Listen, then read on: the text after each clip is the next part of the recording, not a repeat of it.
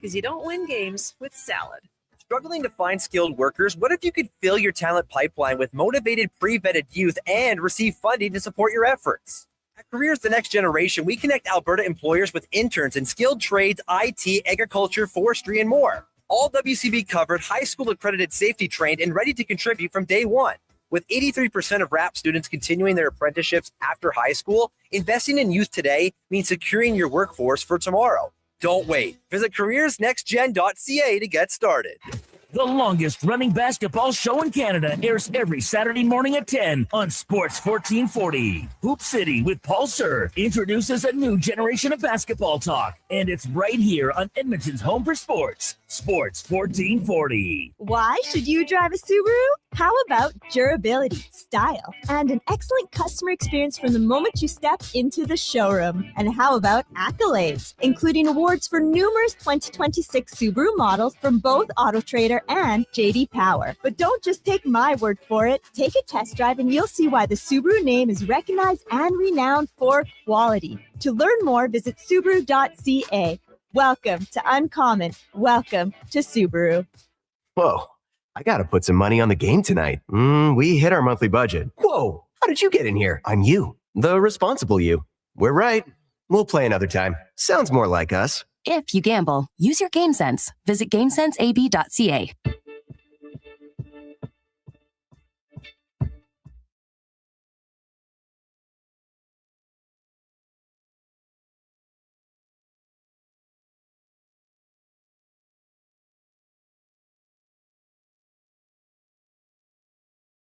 You need the lowdown? It's with Lowetide right now on Sports 1440. Presented by Wolf GMC Buick. We're making it easy. WolfGMCBuick.com.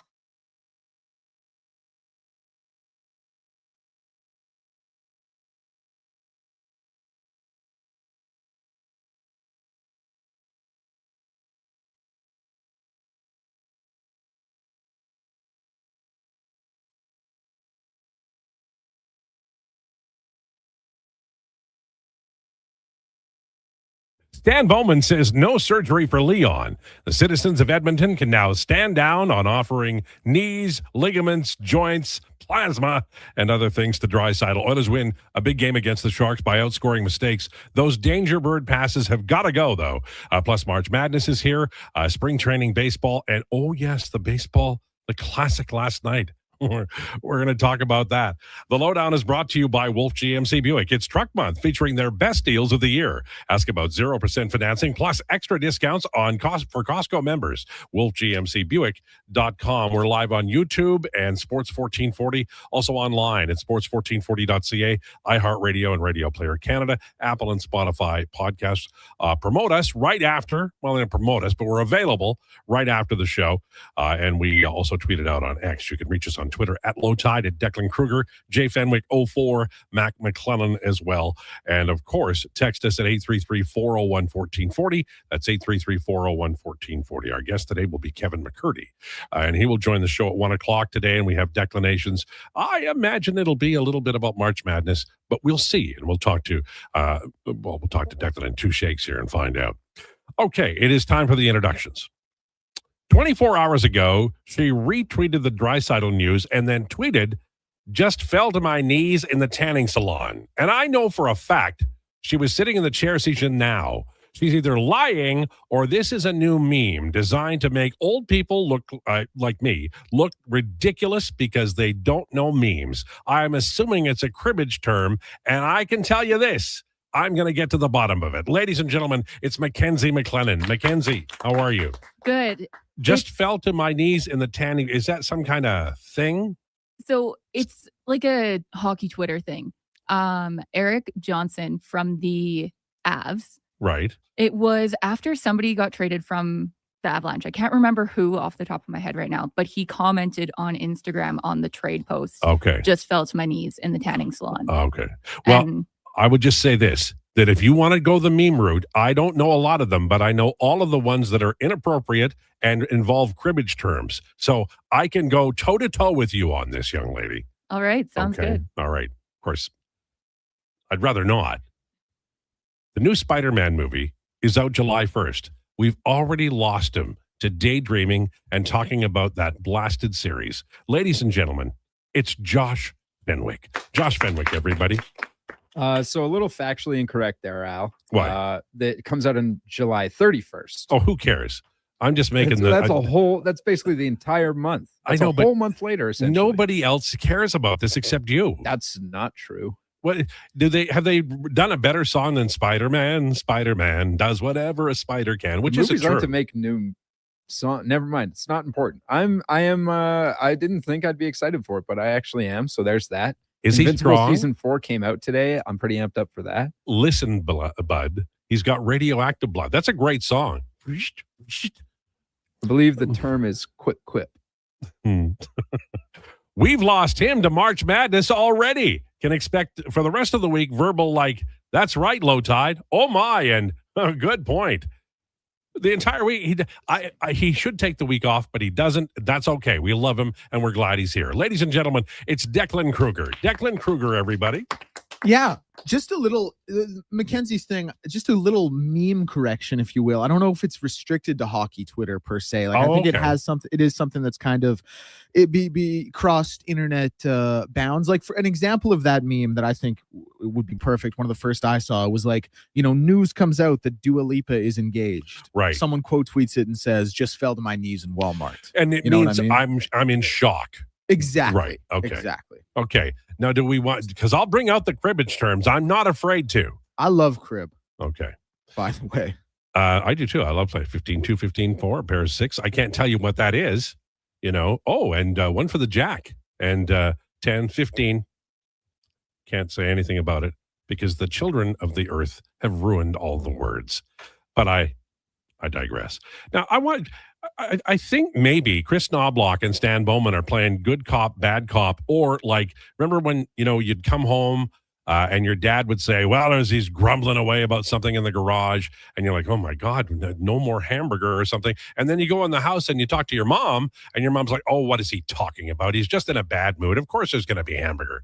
So Knobloch made it sound like that, Leon was going to be, who knows, maybe he'll be back someday. And then Bowman says, no surgery, all things, go right. He'd be probably available for the last game of the regular season. I'm going the Stan route. But do you agree this is a little a good cop, bad cop, or do you think Stan had to come out and calm the masses? I feel like it was far more that. Yeah. And also, like, I think they just have to approach it from such different angles. Like, Stan sits there and he's like, listen, this is the team I've built. Obviously, Leon's not here. Go out and win with the team I've built. Whereas Chris is kind of going at it like, I have to make all these changes to the lines. Like, I have to do all these things. Yeah. So I just think it's just natural, right? They just naturally have a different approach to it. And I think that's kind of how it came across. Yeah. Because I remember when I was growing up, I would read a lot about like baseball, and the general manager was a guy who sat in a chair and made decisions in the offseason.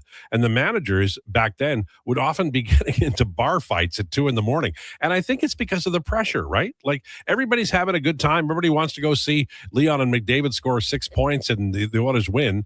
And yet, and the GM's working on it, but, he works on it at the deadline and then in the summertime. But the coach is the guy who's got to make this stuff happen, or everybody's mad as hell at him. You're right. It is a little different stress level, I think, for Chris Knobloch. Last night, the Oilers outscored their mistakes. I was disappointed. I was hoping, they're playing so well defensively. And Dickinson, who I like, don't get me wrong, he gives the puck away right off the bat. And then the third line played better after that, although they could certainly ramp it up. But the top line and top pairing got a lot of the top San Jose line and did pretty well with them. I was very impressed with the Szymanski line. I think that the Edmonton Oilers need Ty Emberson. That's my belief. We'll see if it's true.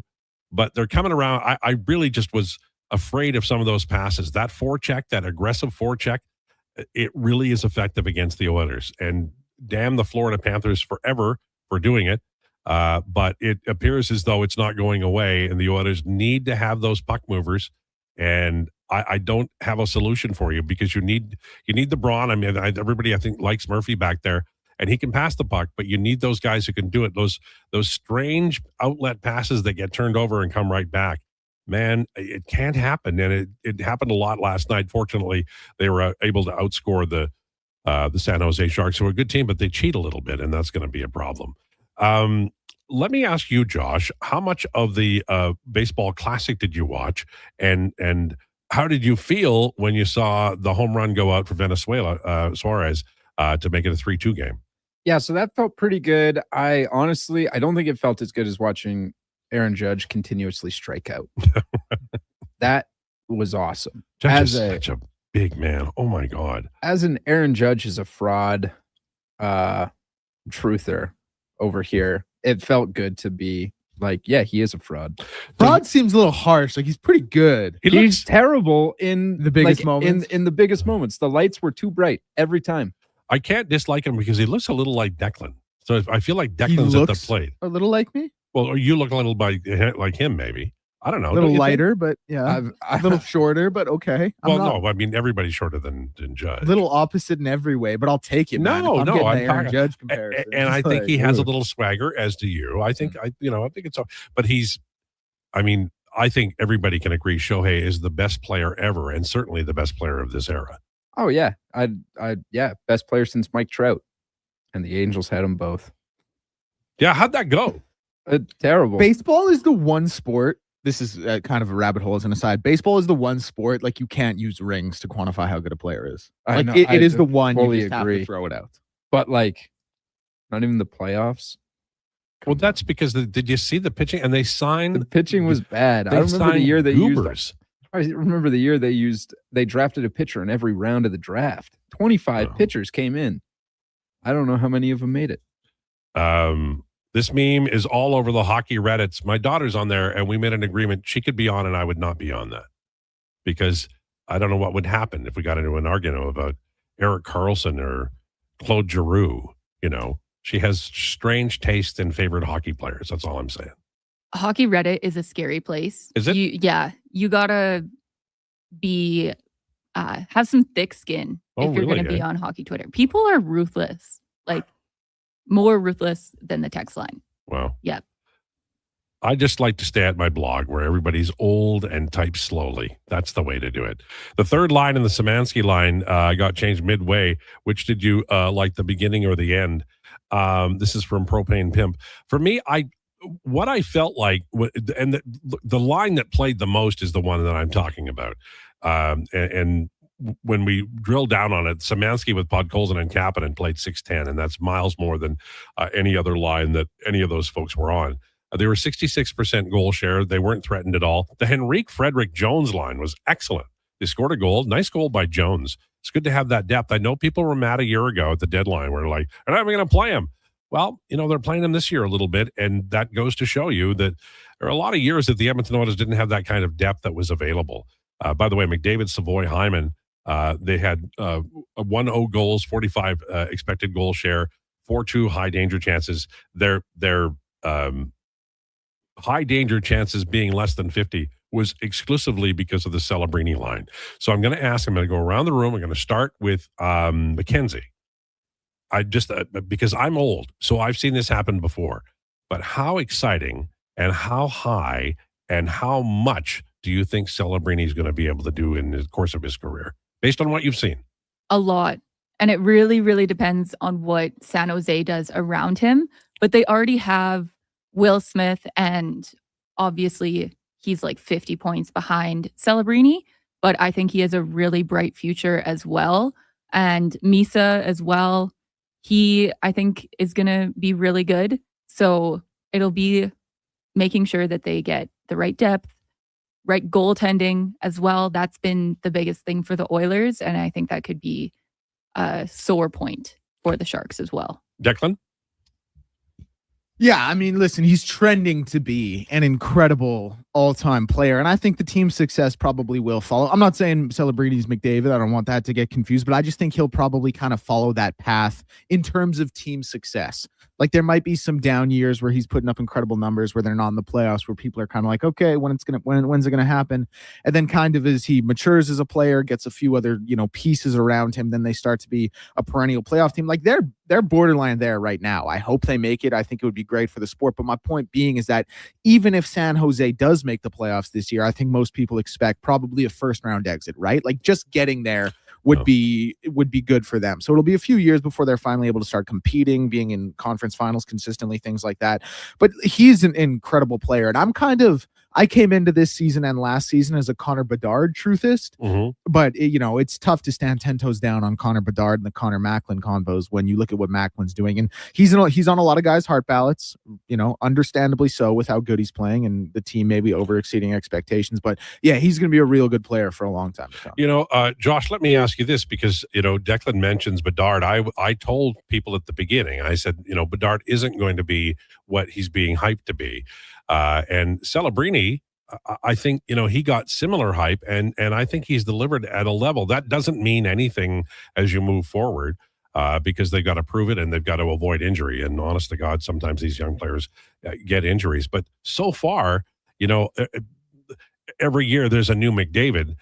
This cat has checked a lot of boxes, not saying he's McDavid, but he's checked a lot of boxes on the way to being that.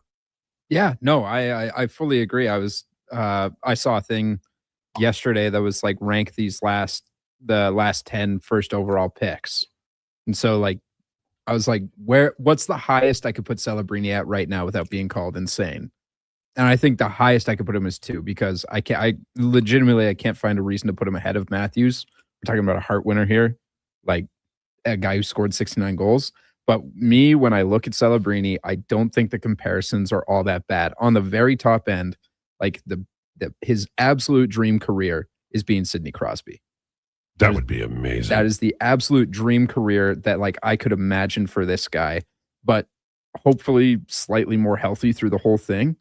I mean, we saw what he did at the Olympics, and I'm not what was that? The semifinal game where he took 8 shots and did not get a goal. I was like, to take 8 shots in best on best and have 3 of them be high dangers and just you got goalied on those, and the confidence to keep going at it. I love Celebrini's game. I like the fact that he's two-way and that he's incredibly aggressive. He does not avoid anybody. He's ready to get in there like a dog in heat. So to me, I think at the very, very top end, I think he could be Sidney Crosby. But if we're talking about a 1,400 point career or something for this guy, that's incredible. You're the new Harry Neal over there with your descriptions. Thank you. Of hockey players. Ant-Man says, if we're talking about good Spider-Man theme songs, what's up Danger for Miles does it for me.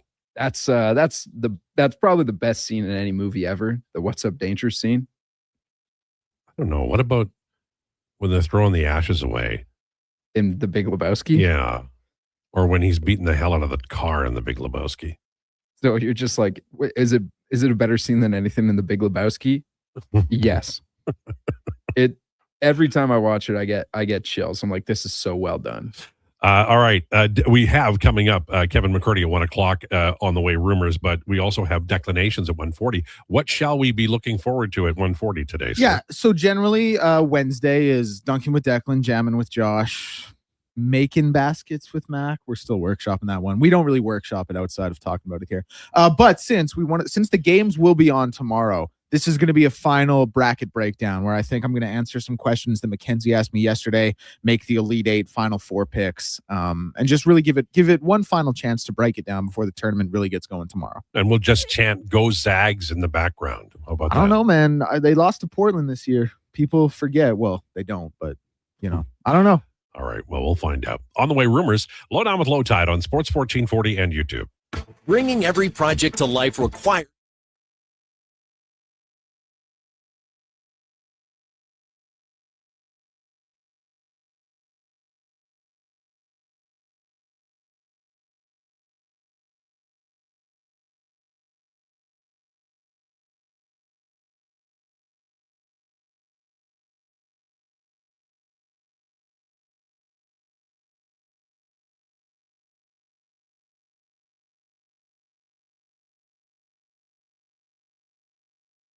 So he's got the luck of the Irish, the skill of the Irish, and he hopes the season ends with a pot of gold.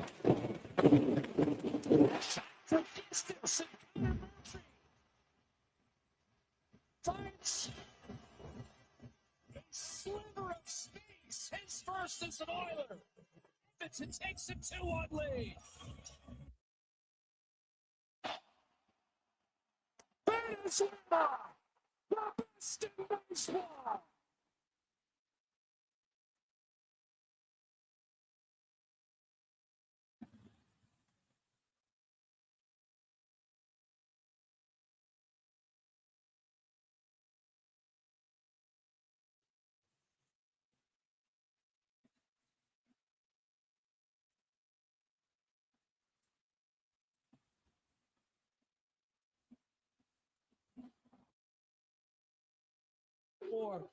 I want you offensive rebound by Weaver. Clutch time here, down to 2. Mark for the lead.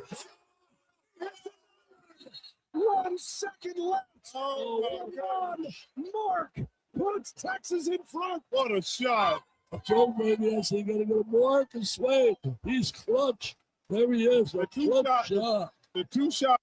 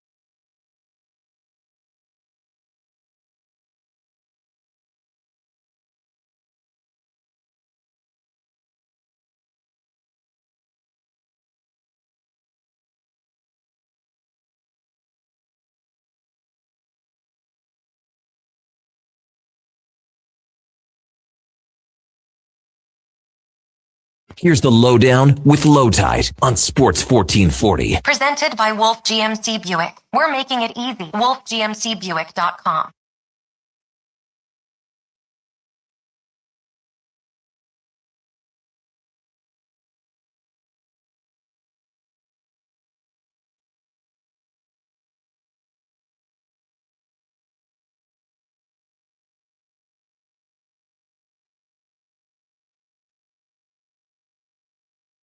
On Sports 1440 for Wolf GMC Buick. Very nice day today. Can you believe the temperature yesterday? We're just like, man, I'm driving around and I'm, opening the windows and then I'm like, is my neck burning? It just felt weird to feel the warmth of the sun like that. And we're not even at springtime yet, which comes up, Friday? Something like that. It's time for Rumors, brought to you by Great Canadian Solar. We believe you should create your own electricity. Let's build a brighter, sustainable future with GreatCanadianSolar.com. Oilers win last night. I thought that Connor Ingram played very well, and he has, in the last 5 games or so, I think it's 5 games, he has a .914 save percentage at 5-on-5, and that's top 15 in the NHL. Now, you can say top 15, Lowetide, big whoop. Hey, that might be the highlight of the year for the goaltenders. I know it's only a 5-game window, but Connor Ingram is grabbing this job. And if I were Stan Bowman, and you should be thankful I'm not, I would go to him now and get him on a 2-year deal at the lowest rate I could. And then I deal with the rest of the goaltending in the summertime, whether that involves Tristan Jarry coming back or a trade, who knows? But that part of the concept, that part of the goalie room, as Declan says, would be taken care of.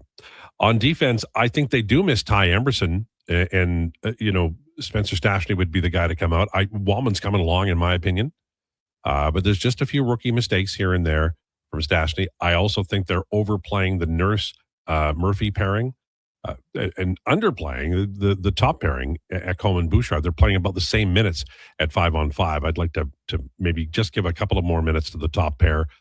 Last night, coach. Bouchard Ekholm played against Celebrini more. So did the McDavid line. You'd love to be able to have the depth to play Dickinson and the second pairing, the Nurse Murphy pairing against guys like Celebrini, the top lines on the other team. But I don't think they are there yet. And you don't have Draisaitl, so it is something that you have to look at, and maybe you can grow that. I was very impressed with Szymanski. Thought he played well. Loved the fourth line. Adam Henrique had 2 assists. Didn't see him getting a lot of credit, but, he played well. Max Jones did. Frederick coming along. This is a fun team to watch again. And part of it is the development of younger players like Matt Savoy and Emberson, who's hurt right now. But if I had to pick one player from last night that I wanted to just brag on and talk about today as oh my, is he ever a better player than he was a year ago? And he was good a year ago. Vasily Podkolzin to me is a guy that if he went off the Draisaitl line, you didn't get what you wanted, and you got something, but not enough to say, yeah, that's a guy we can check down to another line, and he'll be able to help push the river. This year, he's doing it, and that's part of why the Szymanski line was successful last night. And it is a big damn deal. And so Vasily Podkolzin, for me, has moved up from the, Klim Kostin. Maybe he'll be here for a while. Maybe he won't. We're not sure. He could be moving on at any time. To more of a substantial Edmonton Oilers player. I put him now in the Dean McCammond range, where we can expect to see him and cheer for him for quite some time. He's not expensive. He's a very real chance he's going to get to close to 20 goals, maybe 18, 19. And he's a responsible player, and he's a physical player. There's a lot about Vasily Podkolzin to like, not the least of which is that the Oilers got him from Vancouver for not a lot. So it's all very positive for the Edmonton Oilers. And I wanted to mention Podkolzin today because he's earned it. He's earned a special spotlight, and I think that's a guy you can win with in the playoffs. He's a big guy. He's got good speed, and he's brilliant with Leon, but increasingly he's effective with other, we'll call them lesser centers. The Pittsburgh Penguins are expected to activate Sidney Crosby from IR. The NHL is always a better league when the best players are healthy. The Panthers placed Brad Marchand on LTIR. I will accept no criticism of Brad Marchand. He's a gentleman. He should win the Lady Byng. He's never done anything offensive in his entire career, and I will meet you at the bike racks at 3:00 if you want, but that's the way it is. The Penguins apparently want to keep Erik Karlsson and Anthony Mantha. Years and years ago, I would talk on the air about Kyle Dubas and how much a fan I was of Dubas. And people go, oh, he's from Toronto. He's no damn good. Dubas was good in Toronto, and I think we're seeing now that he left what's happened there. There's a lot of pressures, I think, on a general manager to do things that are surrounded by things other than winning. And Dubas, I think it's in Pittsburgh where he gets to do what he believes is best for the team. And oh my God, they have a pile of draft picks. They've gotten rid of a lot of dead wood, and I think he's done a phenomenal job of the what we're in is the Crosby, Malkin, Letang, Coda of their career, and he has really turned it around. And I'm thrilled that Pittsburgh has that because, Sidney Crosby is an all-timer. I cheer for him always. He's a 200-foot player. His erosion has happened, barely over the years.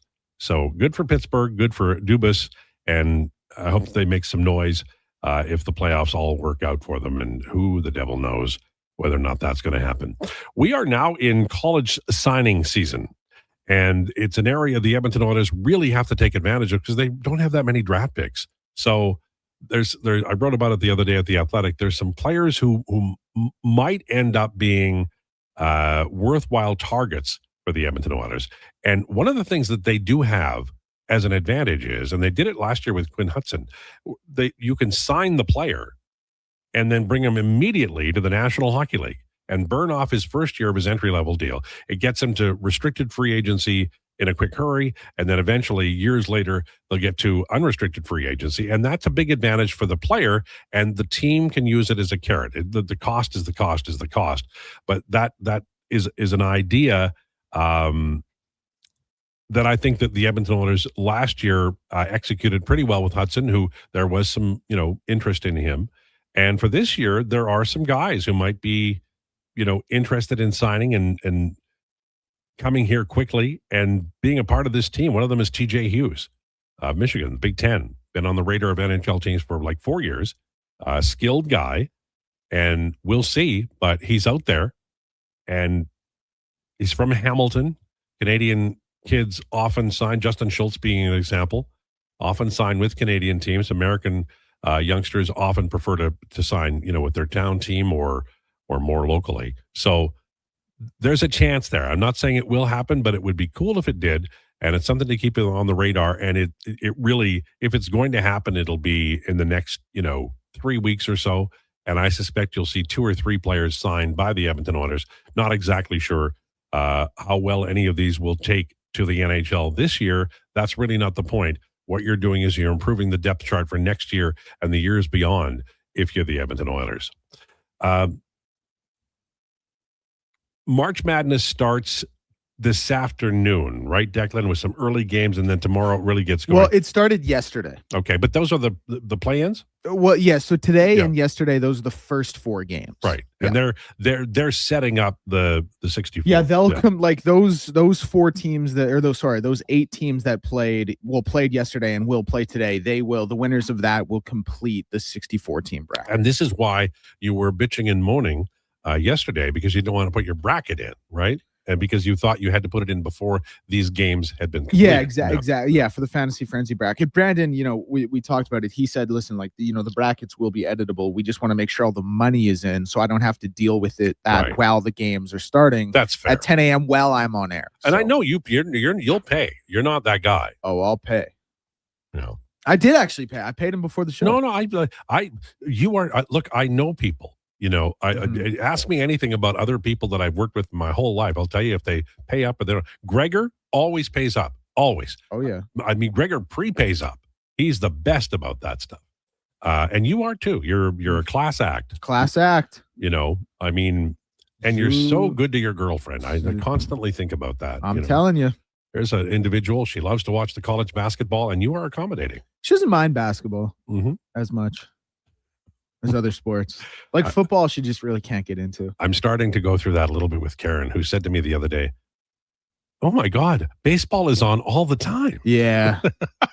Because the thing is, once one sport ends, there's just another one there. You know what I mean? But I had to explain to her, their games start at 1 o'clock our time, and then the last game starts probably at 10 o'clock our time. Yeah. And, and then you get the seasons where, say, the baseball, the hockey and the basketball playoffs are on, and then you've got baseball on every day, all the time, and then in the fall you've got football coming in, and so it's just a never ending circle of life that I adore, and you do too, right? Oh, absolutely. Yeah.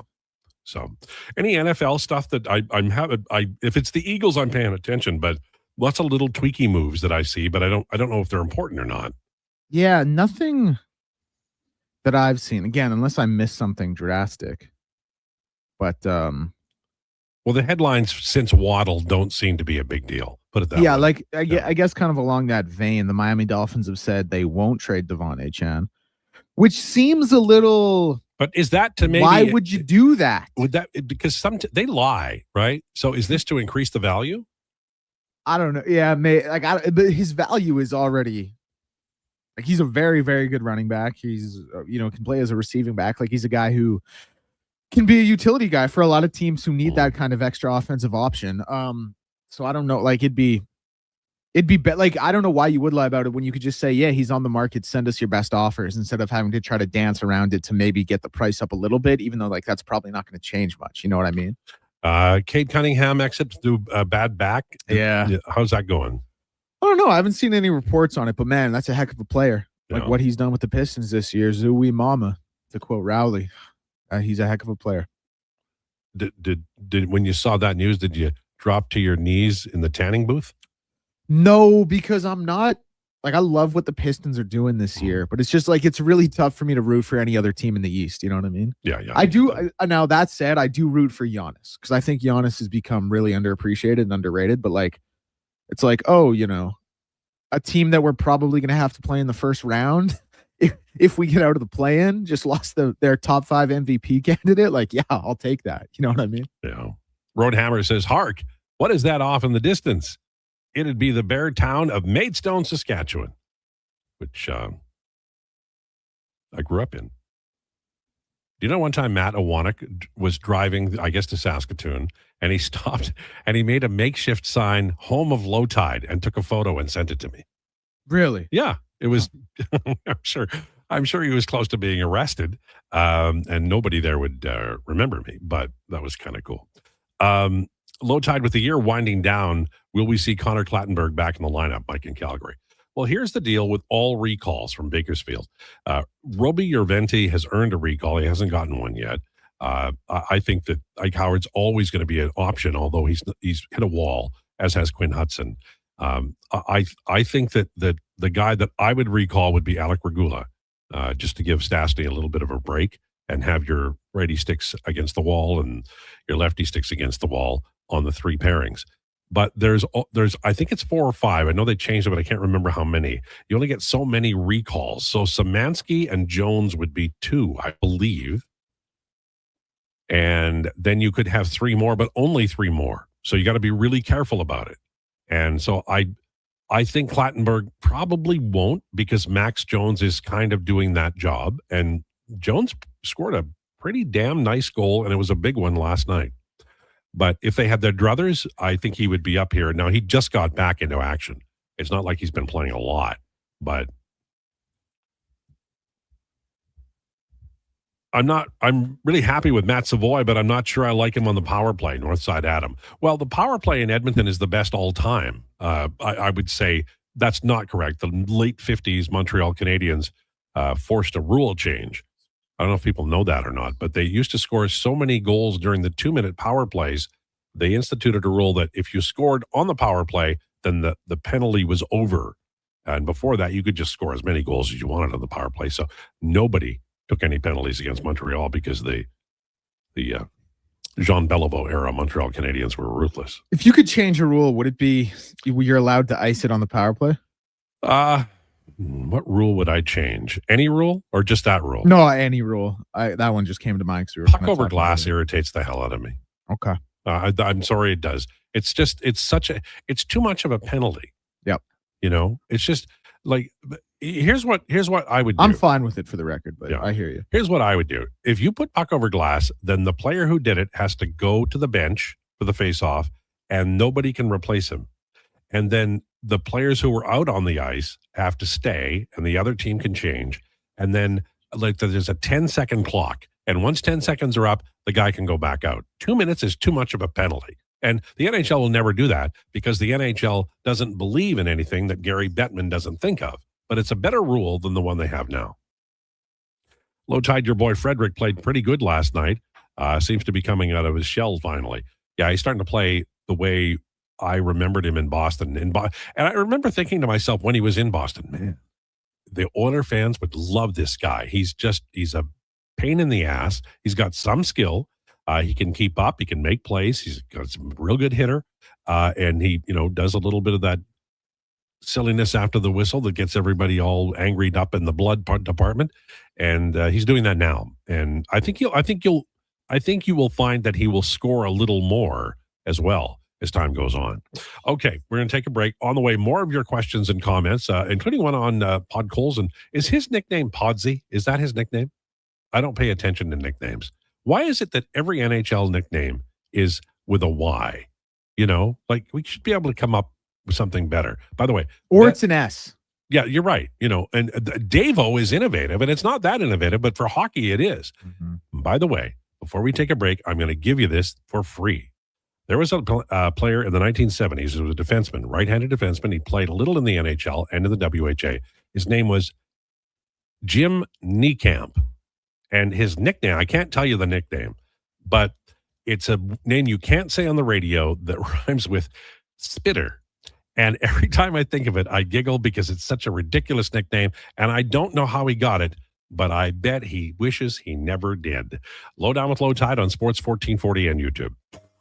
Hey, Edmonton, did you know a local Play Alberta winner scored over $500,000 on Mega Jackpots Ocean Bells? Think about the season tickets you could lock down with that kind of cash. From major casino winners every hour to jackpots worth millions and hundreds of popular games to money that stays in the province, there's never been a better time to sign up for Play Alberta. Download the app today to get started with casino, sports, and lottery all in one app. Must be 18 plus to play. When you gamble, use your game sense. It's Truck Month at Wolf GMC Buick, and we know trucks. And we have the best deals of the year right now. Some have 0% for 4 years. We have 0% for 6 years. That's on our number one selling GMC Sierra half-ton crew cab, or the Elevation, the AT4, or Denali. Yep, 0% for 72 months. And Costco members get an extra discount on some of our SUVs. Pop in today and drive away smiling. Wolf GMC Buick. We're making it easy. Japa Machinery Group knows that XCMG may not roll off the tongue, but Japa's team will help keep your construction jobs rolling on time and on budget with heavy equipment sales and rentals. Visit japamachinery.com to find out more. Craving a dining experience that rises above the rest? Head to Summit Restaurant in the Silent Ice Center, just minutes from South Edmonton Common. Savor exceptional house-made pizza, delectable entrees, and expertly crafted cocktails in a stylish, modern atmosphere. Perfect for a casual meal or a special night out. Summit offers a refined experience where every bite and sip reflects our dedication to quality. Elevate your dining experience. Make Summit Restaurant your destination tonight.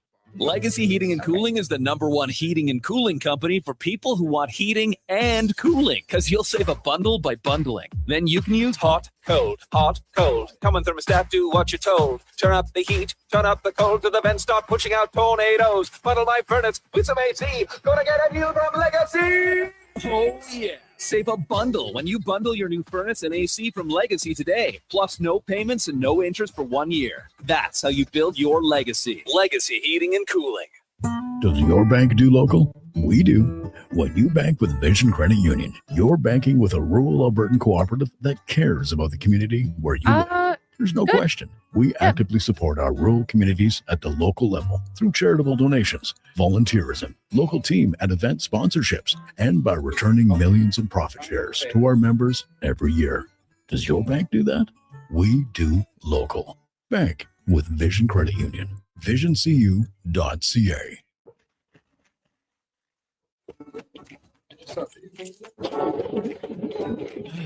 Oh, Canada. Jiffy Lube is here to keep you moving through mornings like these. Full synthetic oil changes, quality Pennzoil products, tire check.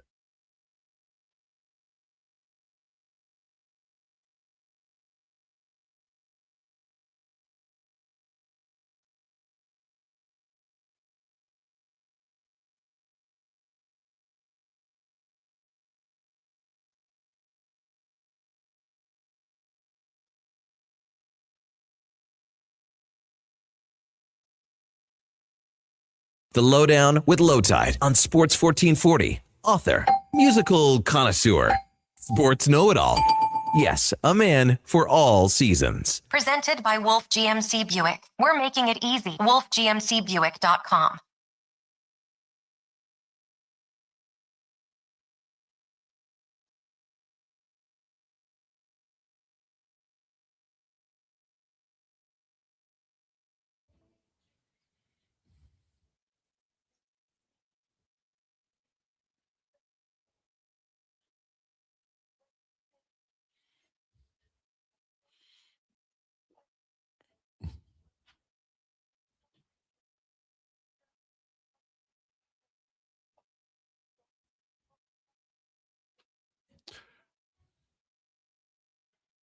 Lowdown with Lowetide on Sports 1440. Brought to you by Wolf GMC Buick. Check them out, wolfgmcbuick.com. Apparently, Podzilla is his nickname. And Craig says, Podsy is excellent. Craig didn't know either. It's okay. He plays all ends of the ice. Not afraid of the blue paint. Good shooter. Just all around fantastic. Good teammate, it appears. Here's the thing. You know, when I was young, this is before the wheel and rocks, and the Oilers drafted a kid out of Finland who was damn good named Jari Kurri. And Kurri was exceptional at 200 feet. He was a great 200-foot winger. And he and Wayne Gretzky tore apart the National Hockey League in the 1980s. At the same time, Glenn Anderson, who was the most reckless, fast, gifted skater I've ever seen in my life, he did not care about knocking over trees, tall buildings, goaltenders, nets that had the big, deep pegs in them. He didn't care. And he was gifted with Mark Messier, who also didn't care, but didn't care physically. And he also had a great shot and he could pass, and he was a wonderful player. Now, that doesn't always happen. In fact, it's rare where you've got a great center in Gretzky, a great center in Messier, and then you find their chemical match, right? And so with Connor McDavid, his chemical match is Leon Draisaitl, but that creates some problems. Now, Hyman, once he arrived, credit to Ken Holland. That was a great signing. And, I mean, he's going to score 30-plus goals again this year as Hyman, and he's missed a bunch of games. But Leon, he's unique in that he can play with anybody. You go back. Leon's out there with an ostrich and a parakeet, and he's got 2 goals and 5 assists. That's what he does. He's really damn good at it. So in order for a player to establish himself as a better option than Artie, who's just up from the farm, you really have to show something. And Podkolzin has, because physically he's difficult to play against. He can pass the puck. He can shoot the puck. He is responsible defensively. And here's the important part. He works like a demon, just like Leon. He works very hard to make you, every once in a while, you'll hear Mark Spector or Ryan Rishaug or Gregor or whomever down at the rink saying, yeah, I was out an hour early or whatever. He's over at the other ice surface working on stuff. And Podkolzin is making himself a better hockey player like Leon did.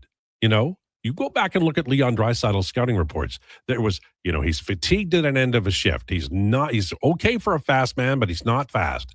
And nobody talked about a shot. It was all about his passing. Leon Draisaitl had a fantastic skill set, and he built on it brick by brick by brick, and that got him where he is today when he's fundamentally one of the greatest players in the game. Podkolzin has that same desire, that same work ethic, and that's why I love the guy, whether he's Podsy or Podzilla or Papalula Dandy. I don't care.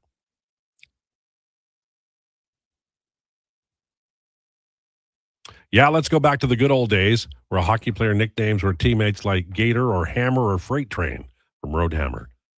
The best nicknames are baseball nicknames, but some of the old-timey nicknames in hockey are fantastic. There was a player in the late 50s named Dean Prentice. He was a left winger. And the Red Wings acquired, I think it's the Red Wings, they acquired a player named Jean-Guy Gendron. And Prentice was having a hard time remembering his name.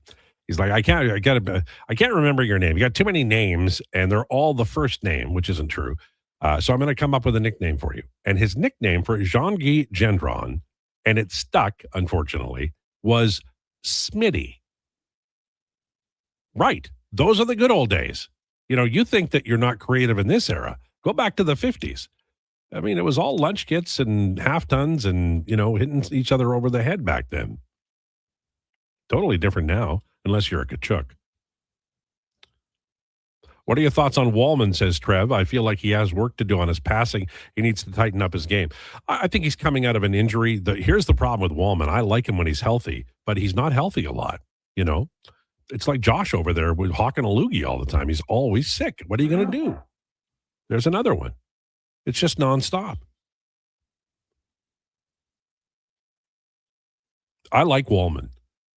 I think that Wallman Nurse might be the best second pairing even now, although Murphy's looking good. The one thing I'll say is that I do think the Edmonton Oilers have better depth on defense.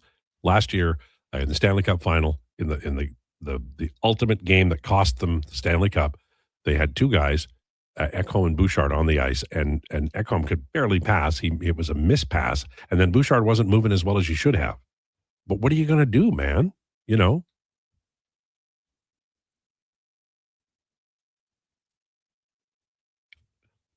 Hey, Lowetide, I agree that puck over glass rule is too penalizing. However, I think they need to keep it up because there are so few penalty calls that are black and white in the NHL. Strangely, this silly luck-based penalty is one of the few the refs can't ignore. I would keep it in order to reduce the game management bias, especially in the playoffs. Well, you've made an excellent point, Summerside, Sean.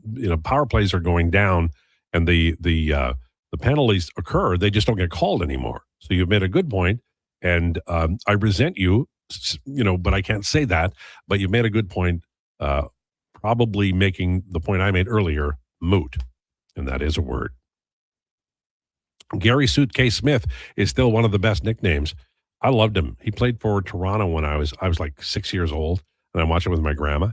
And Gary Smith skates with a goaltender, skates all the way to center ice with the puck, and then he shoots it into the other zone. And my grandma she loved Johnny Bower. Johnny Bower, like my grandma married my grandpa, but I think she still loved Johnny Bower more. That's the truth. Johnny Bower was everything to my grandma. And so Gary Smith was the new age Toronto Maple Leafs goaltender in 1966 or whatever it was. And he skated up to center ice, and I thought my grandma was going to have a heart attack. She was yelling and screaming at the television, and Gary Suitcase Smith ended up going to Oakland and had a fairly long career if he played 20 years, I bet he played for 17 teams.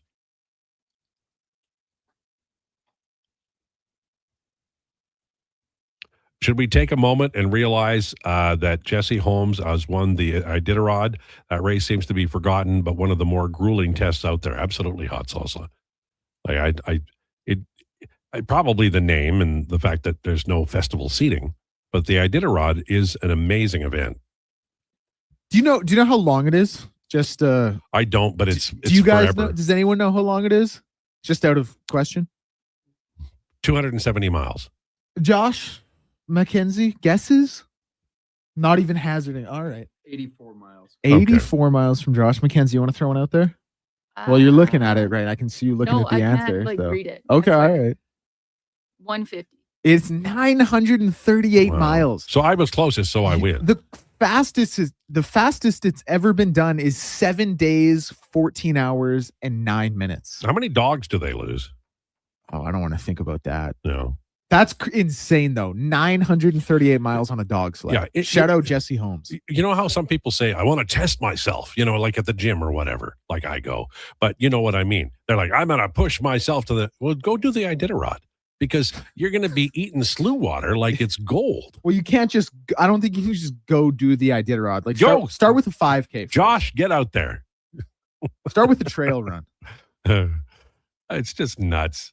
Like, it's like, have you ever looked at some of the sports that were Olympic sports in the past?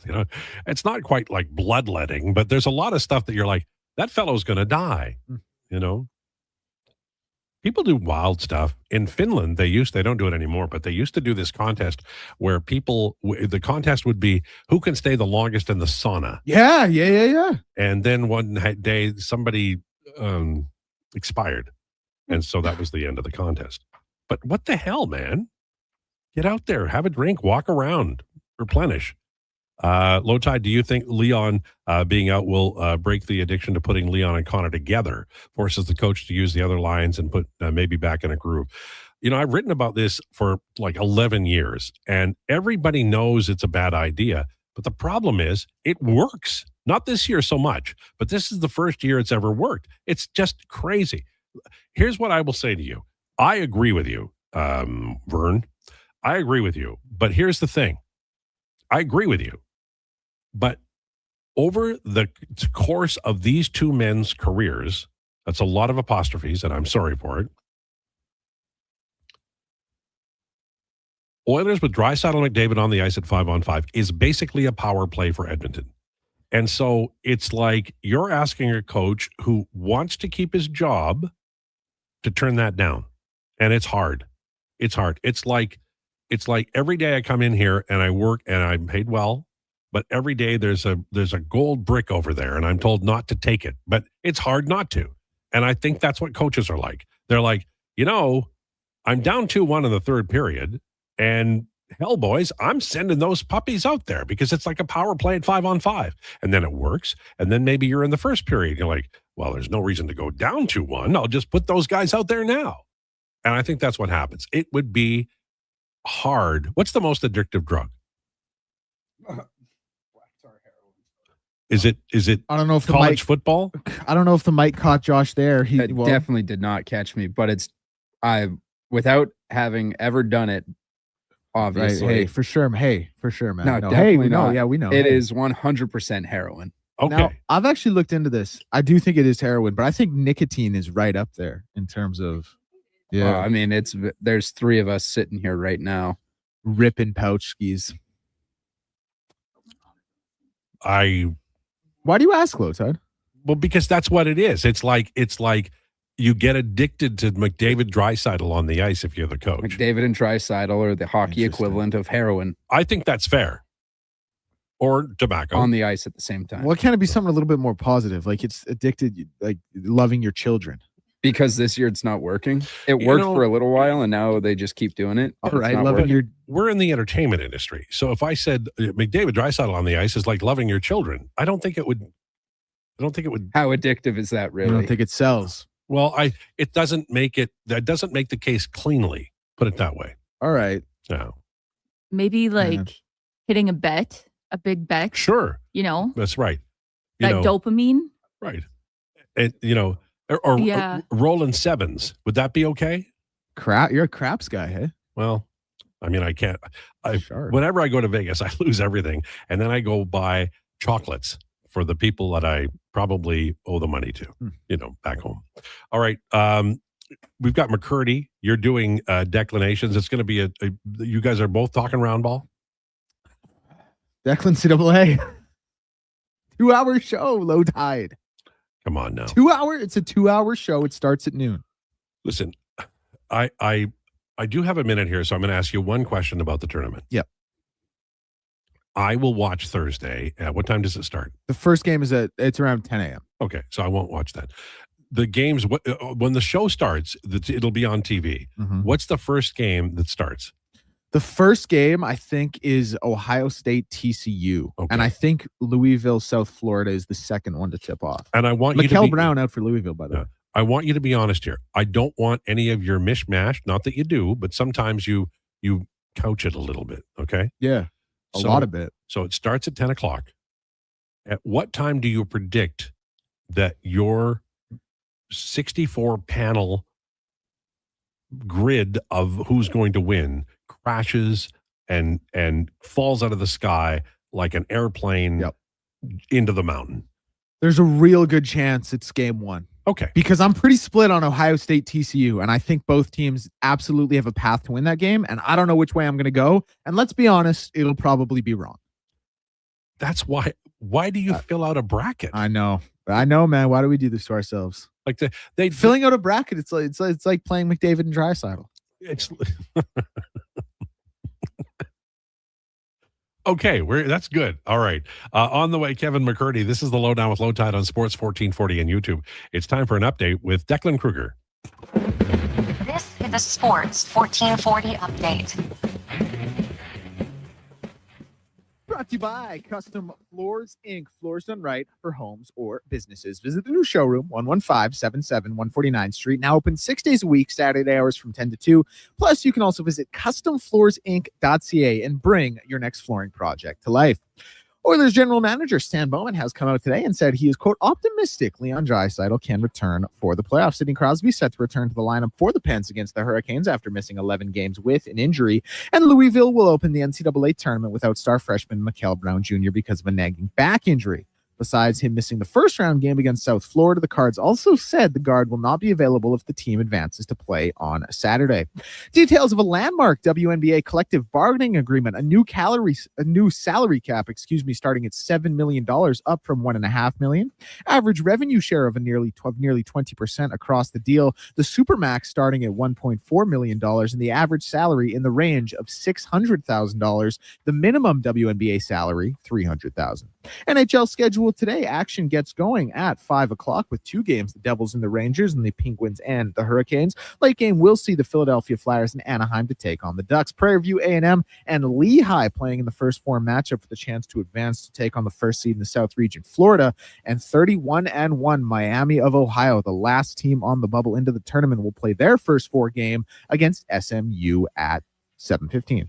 NBA schedule. Games get going at 5 o'clock. Golden State and Boston. That one, the nationally televised game. The late game, we'll see the Los Angeles Lakers and the Houston Rockets at 7:30. I'm Declan Krueger. This has been a Sports 1440 update. Sports 1440. Stingray radio station. CKJR. Broadcasts from West Edmonton Mall and Wetaskiwin. Download the free Stingray music app and listen wherever you go. Oil Kings hockey takes to the ice at Rogers Place for the final regular season game this Sunday. It's the Team Awards game. See who scores the hardware pregame for Rookie of the Year, Most Improved, MVP, and more. With all the family fun Sunday face painting, bouncy castles, and Calmont Kids food combos for $10 or less. Plus a post-game autograph session. Edmonton Oil Kings, Calgary Hitmen. Team Awards game, 4 p.m. Sunday. The final home game this season at Rogers Place before playoff action kicks off, starting at $20 a seat. Save on day of game pricing now at oilkings.ca. At Leading Edge Physiotherapy, healing doesn't have to feel heavy, because in our SwimX aquatic therapy pools, you literally float your way to recovery. Whether you're dealing with arthritis, back pain, joint injuries, post-surgical rehab, chronic pain, balance issues, mobility challenges, or just feeling a little creaky, warm water and gentle resistance have your back, your knees, and your hips. Trusted by pro sports teams and rehab hospitals, our SwimX pools help you move sooner, hurt less, and recover faster. So take the load off, let the water do the work. Life shouldn't hurt. LeadingEdgePhysio.com. It's Truck Month at Wolf GMC Buick, and we know trucks. And we have the best deals of the year right now. Some have 0% for 4 years. We have 0% for 6 years. That's on our number one selling GMC Sierra half-ton crew cab, or the Elevation, the AT4, or Denali. Yep, 0% for 72 months. And Costco members get an extra discount on some of our SUVs. Pop in today and drive away smiling. Wolf GMC Buick. We're making it easy. The longest running basketball show in Canada airs every Saturday morning at 10 on Sports 1440. Hoop City with Paul Sir introduces a new generation of basketball talk, and it's right here on Edmonton's home for sports, Sports 1440.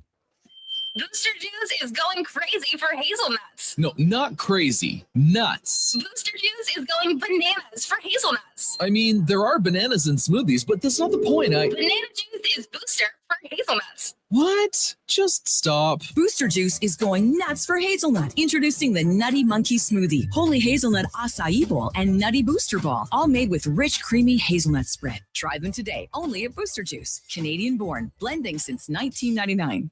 Whether you're a craft beer connoisseur or more of a wine aficionado, there's always something new to discover at Sherbrooke Liquor, a unique, family-owned, independent liquor store. The selection? Incredible. The non-alcohol section is also very impressive. Sherbrooke Liquor, expert, knowledgeable staff with a passion for unique finds. More than just a liquor store, we're a community. Alberta's best, the one and only Sherbrooke Liquor. Wine, spirits, and oodles of beer. Visit SherbrookeLiquor.com. Business owners, if rising electricity costs are cutting into your profits, there's a smarter way forward. Right now, federal clean technology tax credits can cover 30 to over 50% of the cost of a commercial solar system, delivering an immediate return on your investment. And in Edmonton and Sturgeon County, the Commercial Clean Energy Improvement Program offers long-term financing for up to 20 years, making solar more affordable than ever. Lock in lower energy costs for decades and strengthen your bottom line. Visit GreatCanadianSolar.com to get started. Does your bank do local? We do.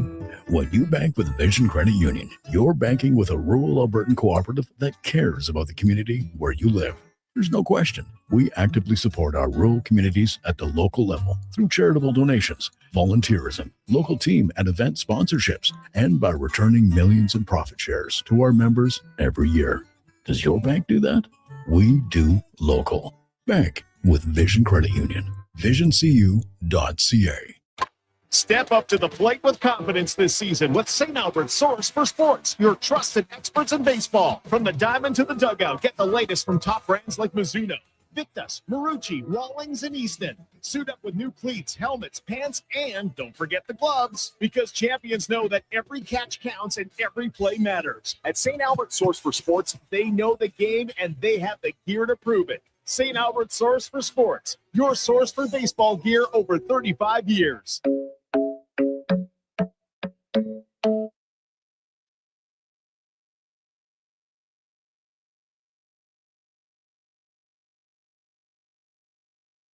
The Lowdown with Lowetide on Sports 1440. Can you fit Sports Encyclopedia on a business card? Presented by Wolf GMC Buick. We're making it easy. WolfGMCBuick.com.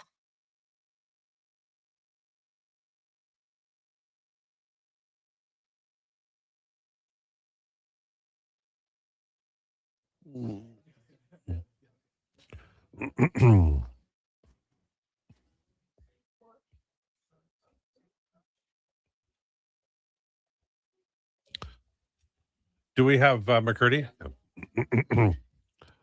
It's the Lowdown on Sports 1440, brought to you by Wolf GMC Buick. It's Truck Month, featuring their best deals of the year. Ask about 0% financing plus extra discounts for Costco members. WolfGMCBuick.com. It's a little after 1 o'clock. We are joined by our friend Kevin McCertie. How are you, sir? I'm doing well. How are you doing this week, Alan? I am well. I have lots to ask you about. I want to begin with this. We heard from Chris Knobloch about Leon Draisaitl, and the collective Edmonton Oilers fan base was depressed for some time. Stan Bowman comes out with a more encouraging set of words that involves maybe Leon playing the last regular season game or playoffs if everything works right, and no surgery required. So it's like good cop, bad cop. But where do you land? What do you anticipate happening here based on the information we've all been given? Well, I'm a little bit more cautious maybe than Bowman. I'm not part of the team doctor's crew. I don't have any insight into their medical process or what his injury actually is. I have some ideas what it might be.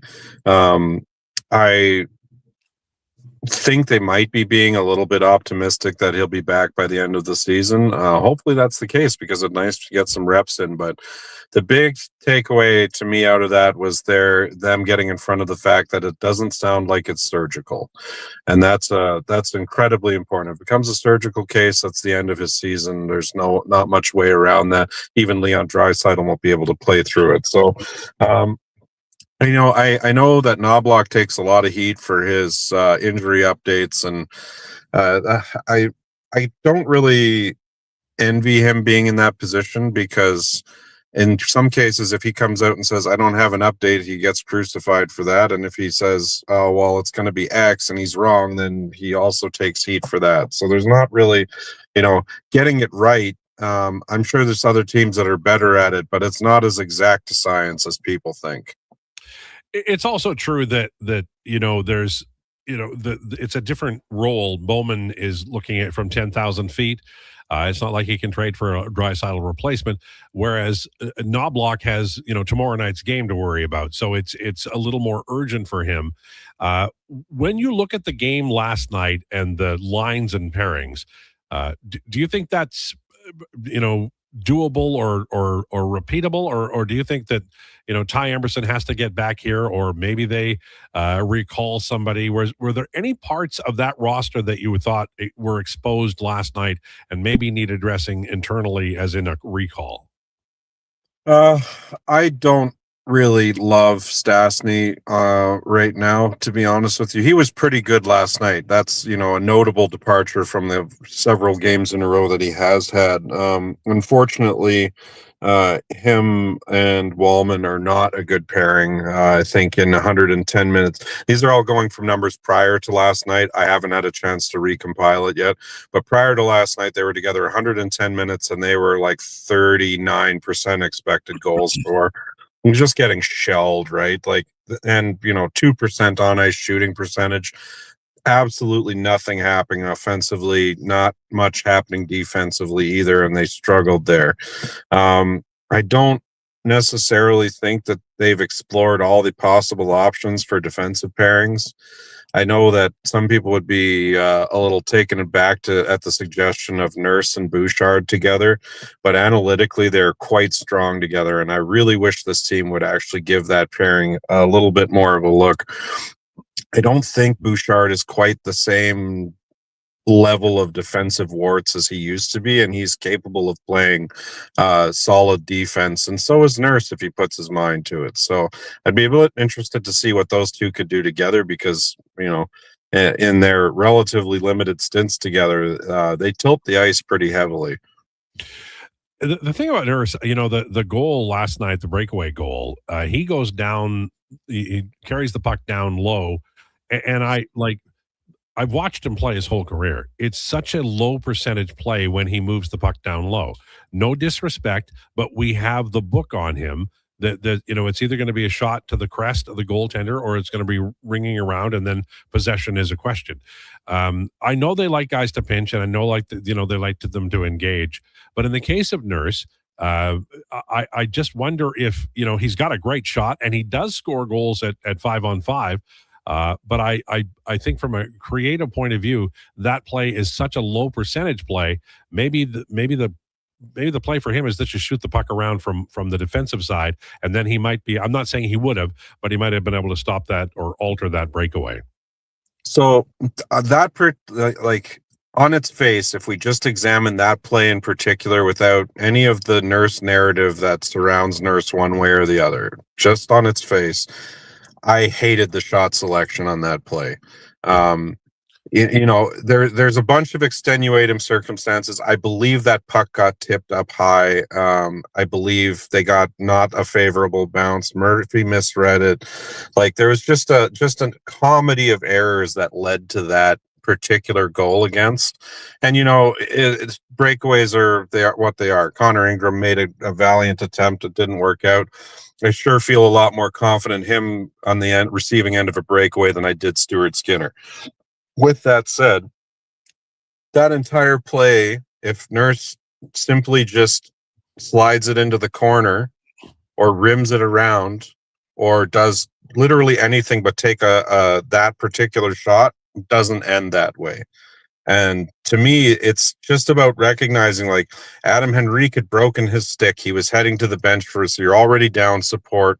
Sometimes the best thing is to make that low risk play into the corner or what have you, even in most circumstances, if you do something else.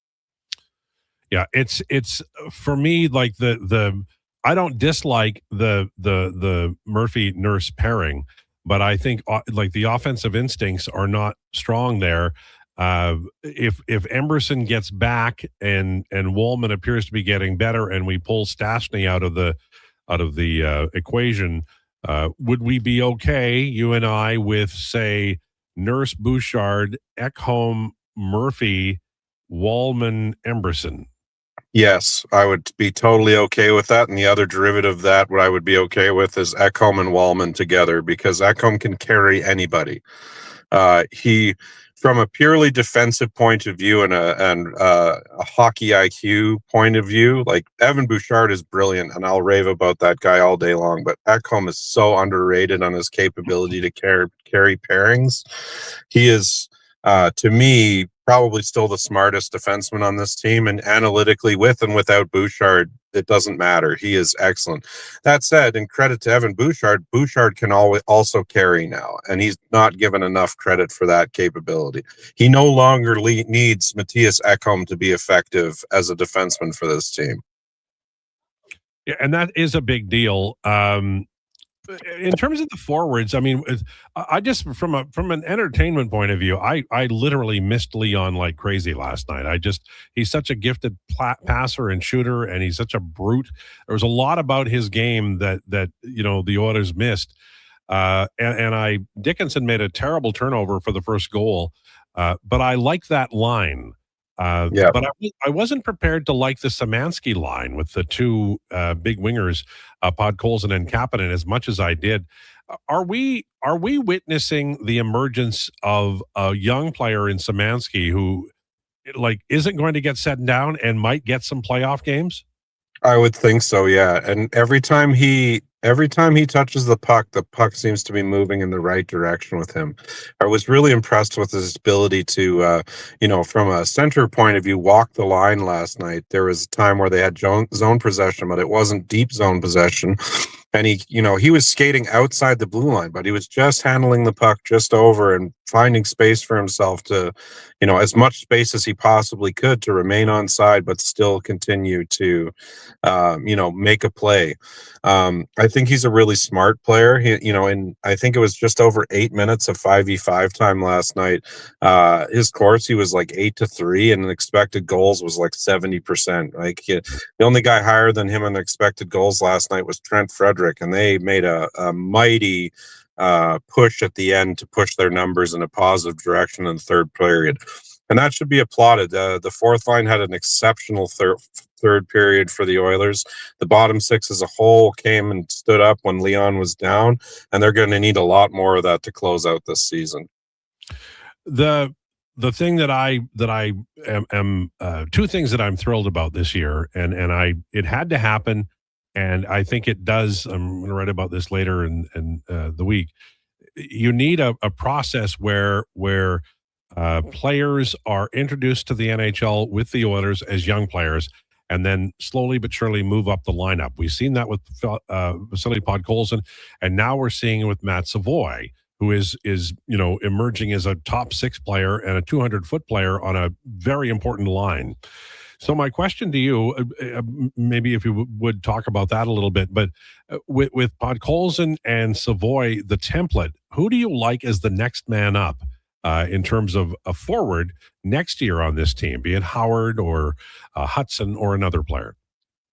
I honestly don't actually know. And the reason I say that is Howard is a gifted player with the puck, right? Like he is in some ways very Jeff Skinner-ish, like in that regard, but he hasn't made the same commitment from what I'm understanding in the AHL to the defensive side of the puck. And that's something that Savoy took to in spades.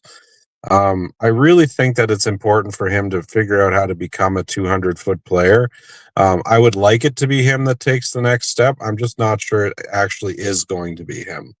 And given his skill set, his skill set is best matched for a top 6 role when he's projected currently, the last I checked, to be a third liner. And that's going to be a real challenge for roster fit for him, right? Because he plays a certain style that works effectively with high skill players, but in some specific elements of his game, he's not high skill enough to match the skill required to be on those lines. So he kind of puts him in an odd position. That said, he is a very smart player. He is a lethal shot, pretty clever with the puck overall. He just needs some more commitment. In terms of who's next up, I think we're already looking at him in Szymanski. I think that is probably the player that is here for a longer time than we think at the moment. Yeah, I think he's, if you had to describe him, I don't think he's going to be, as he gets more experience and knows where to go to find the goals, I think he will be more substantial offensively. But I'm telling you, if I gave you all the video of his games and gave you a stopwatch and a piece of foolscap and a pen and told you to, write down every situation where he seemed out of the play or in the wrong spot, I don't think you'd find much. No, and that's the thing. I try and think of mistakes with him, and honestly, he doesn't really make a lot of them, right? Like he's a smart player, and he puts the puck where he needs to, and the puck is always, every game that I've seen him in, I don't recall him being in the negatives on chances against or anything. Like the puck is always going in the right direction when he's on the ice. And that projects exceptionally well for his future with us. Yeah, it really does. What did you think of Henrique?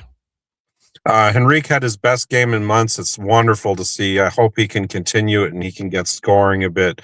Hasn't scored a goal since October, which is very atypical of the Adam Henrique of old.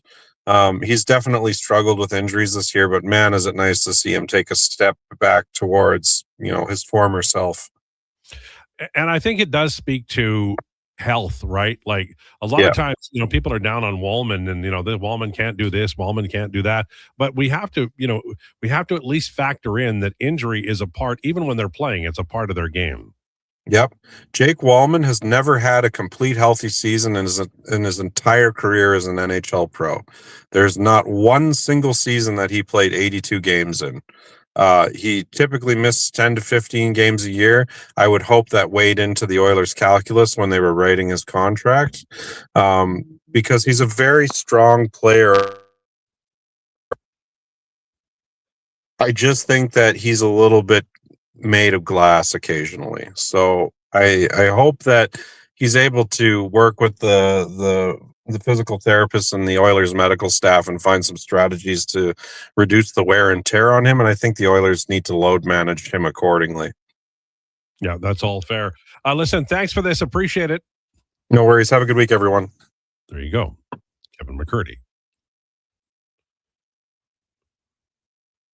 Is that a sub you're eating, Josh? Yeah. Is it a tuna sub? Lowetide, he's got his mouth full. Oh, dear. You can't answer right now. Well, maybe somebody could tell me. Yeah. I have not a tuna sub. I would never order that from Subway. Just a turkey sub. Oh, it looked good. I have to say that. Shout out to the Duke, who I was like, oh, if you guys are getting lunch today, let me know. And like wherever you go, I'll get some and I'll pay you back. Like, okay. And he texted me about Subway. All right, sounds good. So while I was getting taters set up, he came back with the sandwiches. Duke seems like a good fella, right? Yeah. Nice guy. Work with him every day. Yeah. Is Duke any good at the bracket for the NCAA? Who's the Probably. best in this radio station at that? Well, by technicality, it is Donovan and Eddie because they've both won. Oh, is that how you keep score? Well, that would dictate them being the best. Yeah. Are you winning? Yeah. Are you going to take part in that? Yeah. I already sent my money in. I'm doing my research. I'm ready to tonight. I'll hunker down and make my picks. So, and I'm just asking this, and I'm not trying to keep you from your food. Sure. But the last question. At what point do you go, why am I doing this? At what point? I never do that. Okay. Because I have fun. The concept of being the first person to ever get a perfect bracket, you know what the odds is what are, gets me. right? Oh yeah. No. Aren't the possibilities more than there are like oh my God. One of my favorite stats, 1 in 9.2 quintillion. Yeah, isn't that more than like every sequence a deck of cards can be in? I don't know. That's another really high number. That's 52 factorial. All I know is this would be 64 factorial, wouldn't it? That's no. That's more Twizzlers than I've had in my life. That's a lot. Okay. All right, it's 1:19. We're late for the break. More on the Oilers from you next. Lowdown with Lowetide on Sports 1440 and YouTube. Fountain Tire, the savings come in threes. Up to 25% off select tires, a mail-in rebate of up to $100 off a set of 4 select tires, and $50 off a $150 service. We're basically the BLT of savings. Until April 25th. Restrictions apply. Book today. The Price is Right Live is at the Brick. Come on down to any Brick location for your chance to win over $300,000 in prizes. They're giving away shopping sprees, mattresses, appliance packages, big screen TVs, and so much more. Plus, this Saturday, play for up to $1,000 off your purchase. Everyone who makes a purchase is a winner. The price is always right at the Brick. The Brick, saving you more. Conditions apply. See in store for details. The longest running basketball show in Canada airs every Saturday morning at 10 on Sports 1440. Hoop City with Paul Sir introduces a new generation of basketball talk, and it's right here on Edmonton's home for sports, Sports 1440. If we win the $46,000 early bird, I'll be nicer. Really? Well, mostly.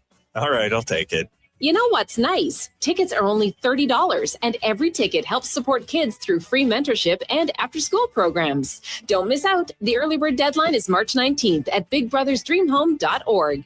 Lottery license 745563 and 745562. Please play responsibly.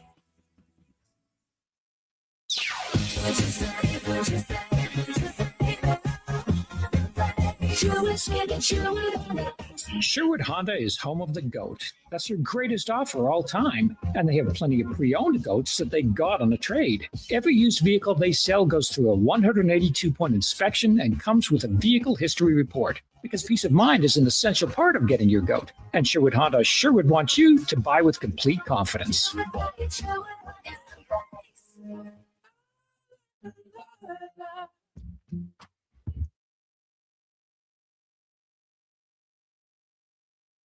The Lowdown with Lowetide on Sports 1440. Can you fit Sports Encyclopedia on a business card? Presented by Wolf GMC Buick. We're making it easy. WolfGMCBuick.com.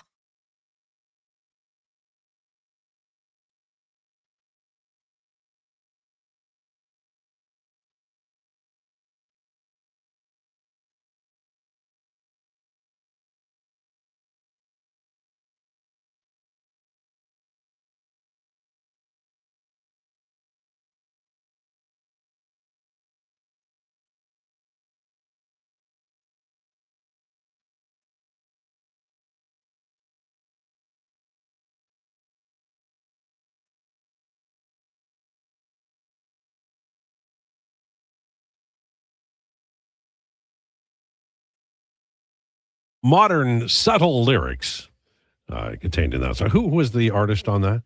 Ed Sheeran.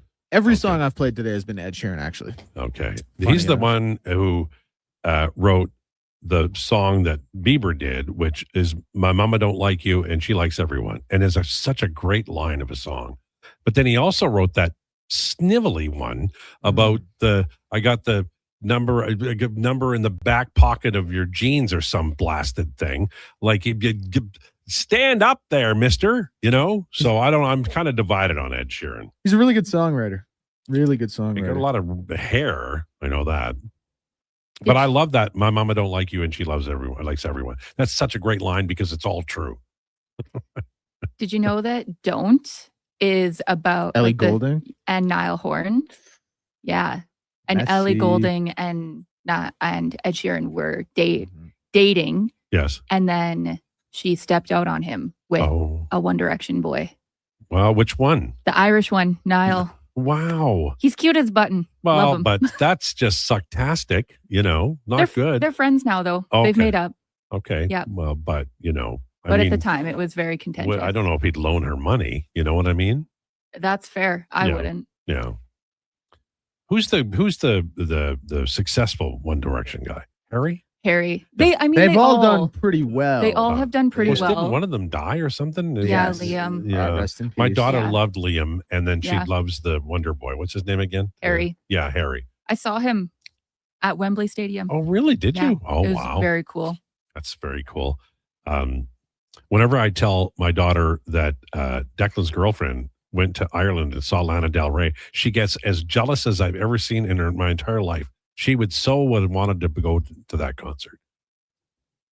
Must have been a blast. All right. What are we doing on the wall here with the door? Can we describe it? I think we're having like a door cover put in, essentially. Right. And it's like a jersey. Don't worry, we're just talking about you. And doing a hell of a job, by the way. Certainly better than Josh could do. I'm not sure Matt Savoy will ever become a 200-foot player. My guess is he's likely to stay at 5'10".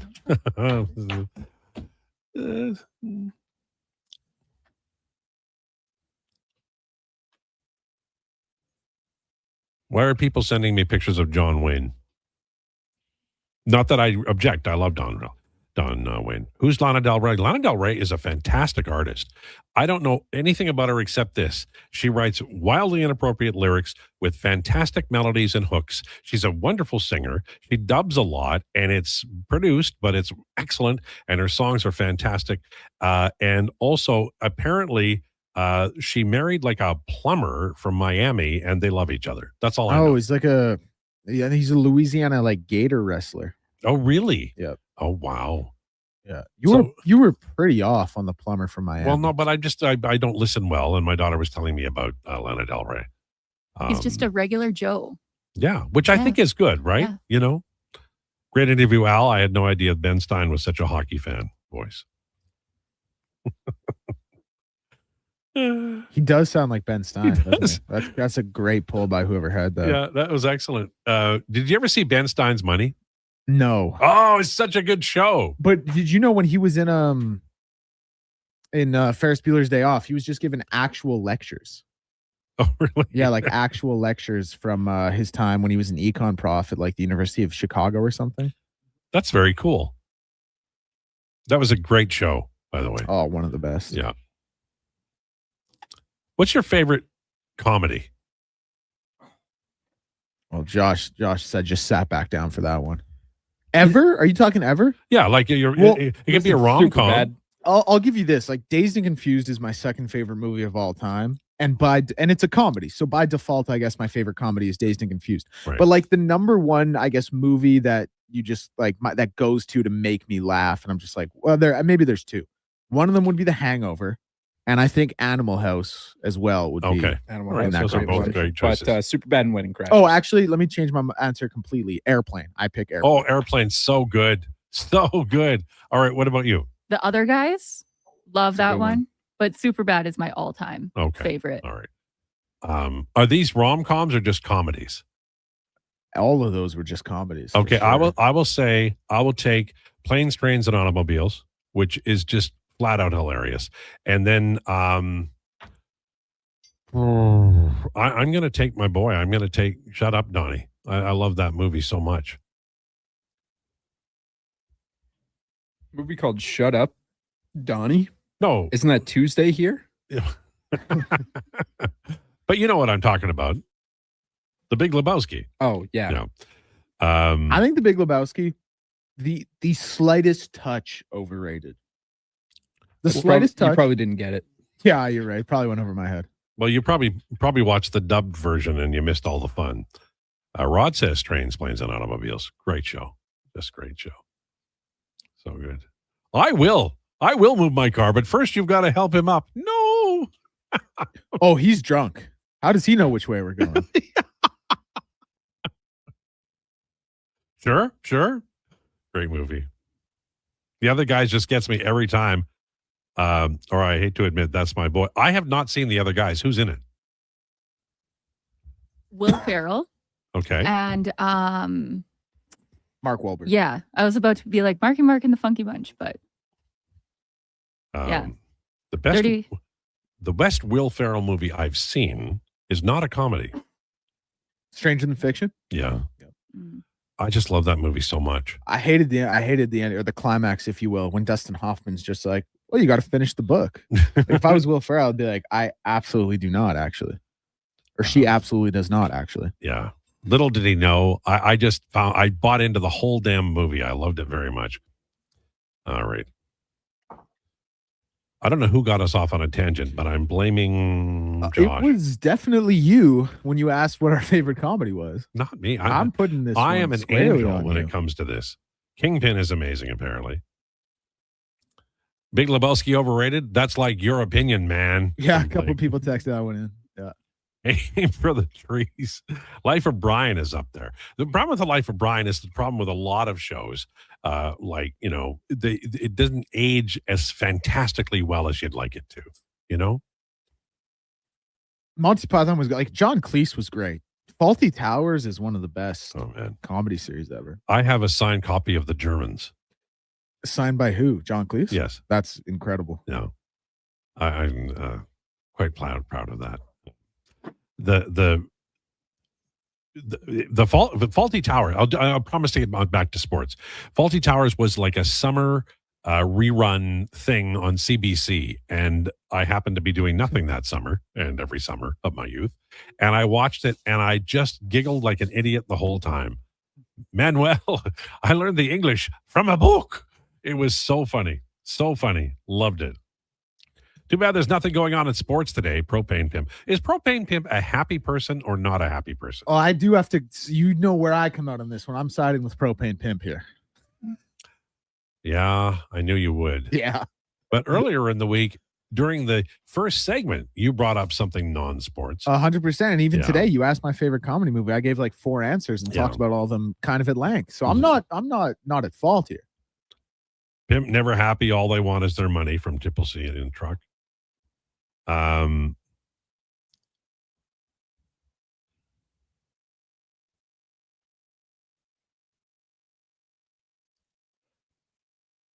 Pimp says, I love Declan's segments. Josh's segments are great too. Well, see, there you go. That's why he tunes in.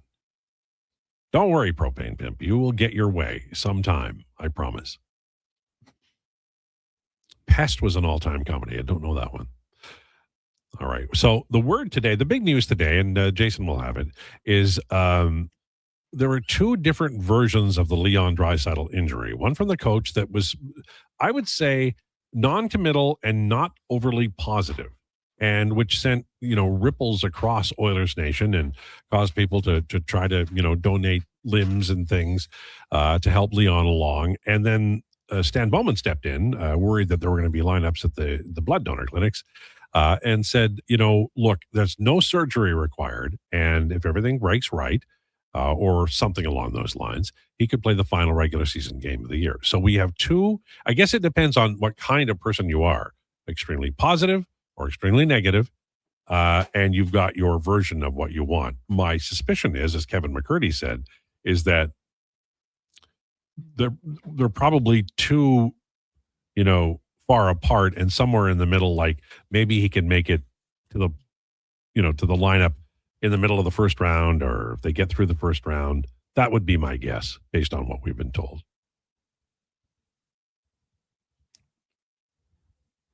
Question, you talk about player stats versus elite. What is considered elite's first line, and second line? Every team's elites are rated the same, i.e. Colorado's elite, Ryan. Well, my understanding of what Puck IQ does, and understand that the people who run Puck IQ are way smarter than I am. I read an article by Oilers Nerd Alert years ago, and they identify the elite players on teams, and then they're put into a bin. And then however many minutes you play against that group, that becomes your elite time on ice. And I will tell you that not every team has, an elite line and an elite pairing. So it's not necessarily, as my understanding, could be misexplaining it and misremembering it, but my understanding is that not every team has like 3 elite forwards, as an example. So you can have a year in the Pacific Division where you might be playing elites less often than you might be in the Atlantic or the Metro, or certainly the Central. All the movies you picked are hilarious. I think so. Can't we all talk about our favorite color of jogging pants? Blue guy here from Rob. No. I'm colorblind, so I may not know what I'm wearing. I expected somebody to say something about that's obvious based on what you wear every day. But they're being kind today. Leon needs 3 points for another 100-point season. So close. Like Connor during COVID season, a shutdown with him at 97 points also. Yeah.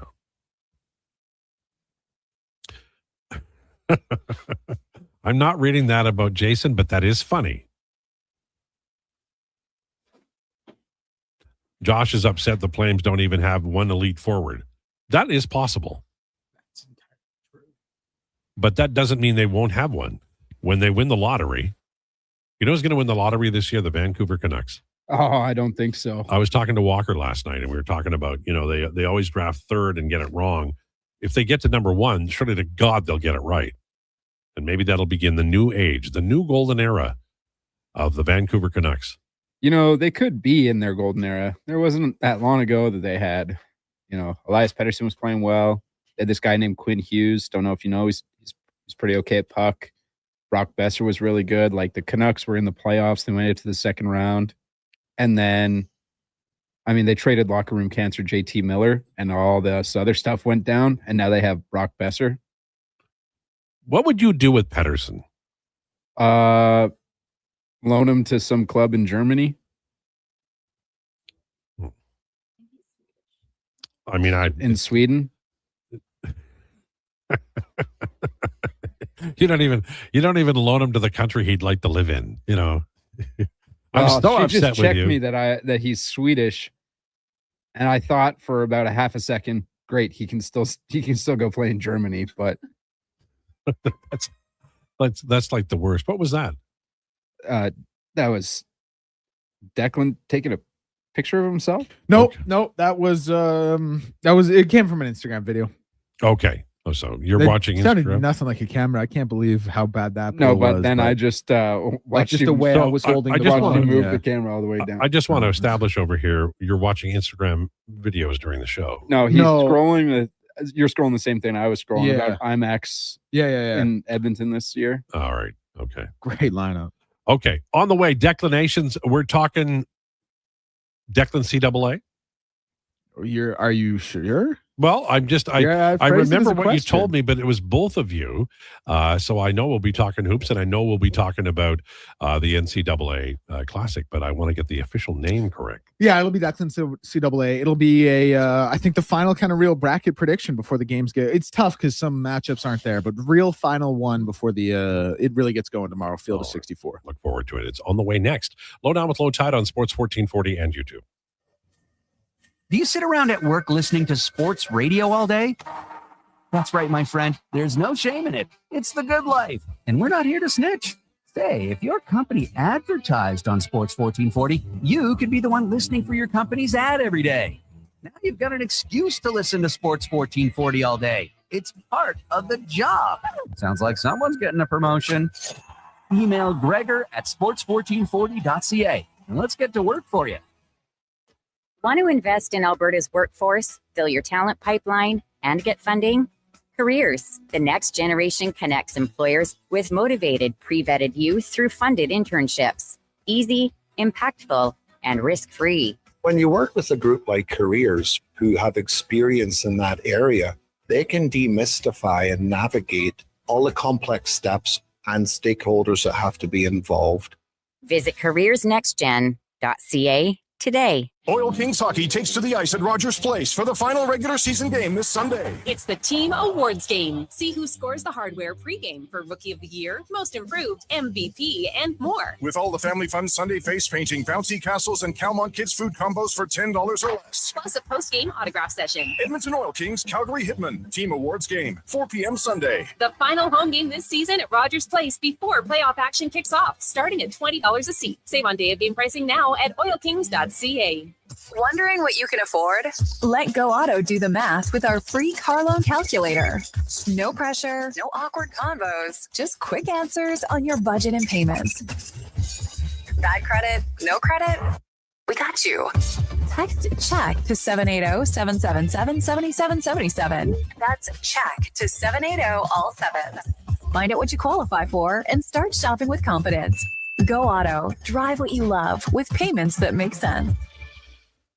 NHL Star Sticks are back at McDonald's, and we're celebrating by going bigger. Make that smaller, way smaller than ever before.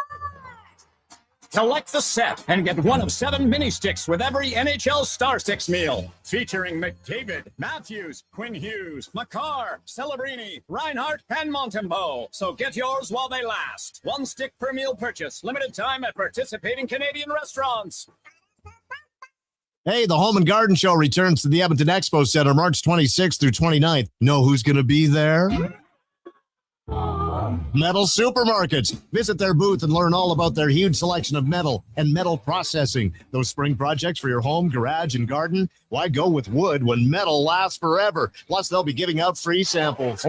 Tastes metally. Yeah, on second thought, maybe not. Your local convenience stores for metalsupermarkets.com. Budget 2026 is focused on what matters. With record investments in healthcare and education and a plan to keep our economy strong. This means better access to doctors and nurses, plus 50,000 more surgeries over 3 years. It also means hiring more teachers and building or renovating more than 160 schools, all while keeping taxes low and growing the economy. Budget 2026, focused on what matters. Visit alberta.ca/budget. A message from the Government of Alberta. Loving can hurt.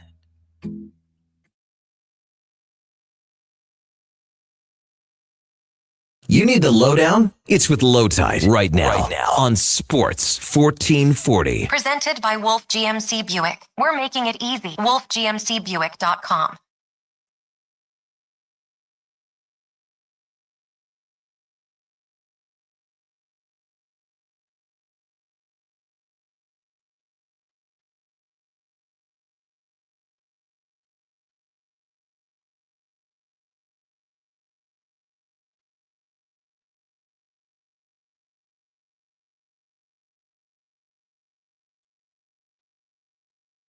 Sports 1440 brought to you by Wolf GMC Buick. Check them out, wolfgmcbuick.com. It's Truck Month featuring the best deals of the year. Jays and Orioles wrapping up. Everybody, of course, talking about baseball and Venezuela. Congratulations to a team that felt really, really close-knit. And so were the Americans as well. It just didn't work out for them. A lot of slumps on the American side, no doubt about it. Bryce Harper hit a home run last night, but he didn't do anything previous to that. Judge struck out a lot, and Venezuela winning. What a great result. It was a brilliant, brilliant, brilliant couple of weeks of baseball. It is now time for Declinations, brought to you by Fairway Divorce Solutions. The clear road to a new life. There is a better way.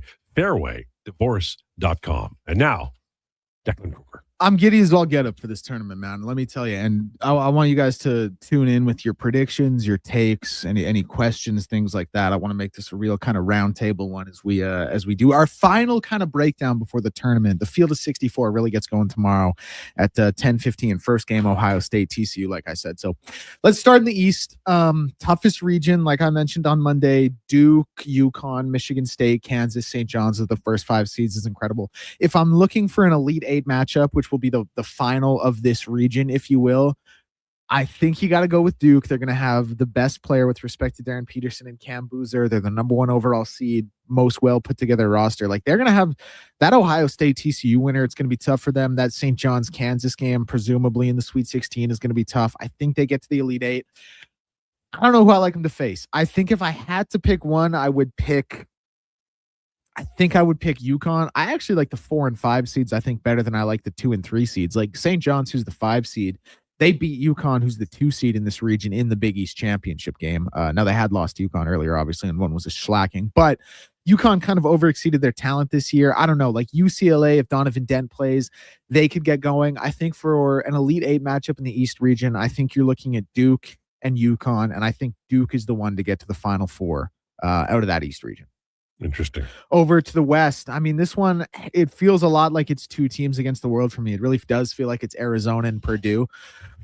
Arizona, the 1 seed, Purdue, the 2 seed. Purdue was the number 1 team in the country to start the season. They ended up with 8 losses, but they won the Big Ten championship. I talked about this on Monday when we did the bracket reaction. Like, they are such a senior-laden group that the only thing they haven't done is win. And I think when you're together that long, like when you're a group where really the only expectation is to win the tournament, you just get complacent throughout the season, and that leads to losses. But at the end of the season, we saw what they could do. We obviously saw them beat Michigan in the Big Ten championship game, who's a 1 seed. I think it's going to be Purdue and Arizona. I find myself having a tough time to pick against Purdue just because of how hot they've been lately, but bluntly, Arizona's been the most consistent team all season, even if they're not the flashiest, even if they're not the most fun, even if they don't have the best player in college basketball. They have been the most consistent team. So I think, again, I'm picking a 1 and 2 matchup in that Elite 8, and I think I like Arizona to get back to the Final Four. I do think we have some upset potential in this group. I think High Point could beat Wisconsin, and I think Texas could beat BYU. Gonzaga is also in this region. I don't like them matchup-wise against Purdue, but should be a Sweet 16 team. Okay. South, I mean, man, like, again, we got Vandy, who's the 5th seed against Florida. Vandy beat Florida in the SEC tournament. That's poised to be a Sweet 16 rematch. Florida, Mackenzie asked me this question yesterday, which 1 seed is the most vulnerable? Florida, I think, is the worst 1 seed. Florida, when they play the best they play, they can beat any team in the tournament. They absolutely can beat any team in the tournament. But they also have this thing where when they play poorly, they play so bad. Like, they look like they can't even win games against Auburn, for example. It was a team they actually lost to. So that's that Vandy game. It'll be tough for Vandy to beat them twice. I don't know if I like Florida to get out of this. I think we're looking at another 1-2 matchup in the Elite 8, which I know sounds boring to a lot of people. But I actually like Houston to get out of this region as the 2 seed. I think Houston gets out of the region of South here. And as far as upset potential, Penn, who's the Ivy League school, they're a 14 seed. I'm not saying they're going to win a game against Illinois, but they have a kid in TJ Power who had 44 points in the Ivy League championship game. I also think North Carolina, they're missing Caleb Wilson. I think VCU wins that game against them. And then this is the one I talked about, Nebraska and Troy. Neither team has a tournament win. So we're looking for a team one of those two is going to get their first tournament win. I think it's probably Nebraska. Interesting. Midwest. This is where I like a Cinderella team to kind of go on a bit of a run here. Mackenzie asked me which team can make a Cinderella run. I think Akron might win 2 games. I think they're going to beat Texas Tech in that first round, and I like their potential against Alabama or Hofstra. Now, once they play Michigan in that Sweet 16, I think this, clock will strike midnight. I think Michigan will be there again. And I don't like that bottom half. Virginia as a 3 seed, they were a 29 team this year. They played Duke real tough in the ACC tournament. Iowa State was ranked as high as the number 2 team in the country this year. They're a really, really solid defensive team. Just to be different, I might pick Virginia and Michigan, and I'll pick Michigan to get there. But like there's again a couple of those teams, like they could both do it. So Final Four, I have Duke, Houston, Arizona, Michigan. I think it's going to be an Arizona Duke final. For me, there it's really a coin flip. I think I really don't know. I'm not going to know until I do my bracket tonight. I think right now, as it stands, I'm leaning Arizona over Duke in the championship game. Now, tomorrow we can ask you and you'll tell us? Yes. Okay. Tomorrow I will have officially made my bracket. I'm going to make it tonight after the Miami of Ohio SMU game. Then the field of 64 will be complete. But I think I'm going to go Final Four. Duke, Houston, Arizona, Michigan, Arizona over Duke in the national championship. Is there a program that is famous enough to contend that you'd be shocked if they made the Sweet 16? Yeah, on it, North Carolina. Honestly, Okay. like they're such a historic program. Yeah. They're missing Caleb Wilson. He's probably going to be the 4th overall pick in the draft this year.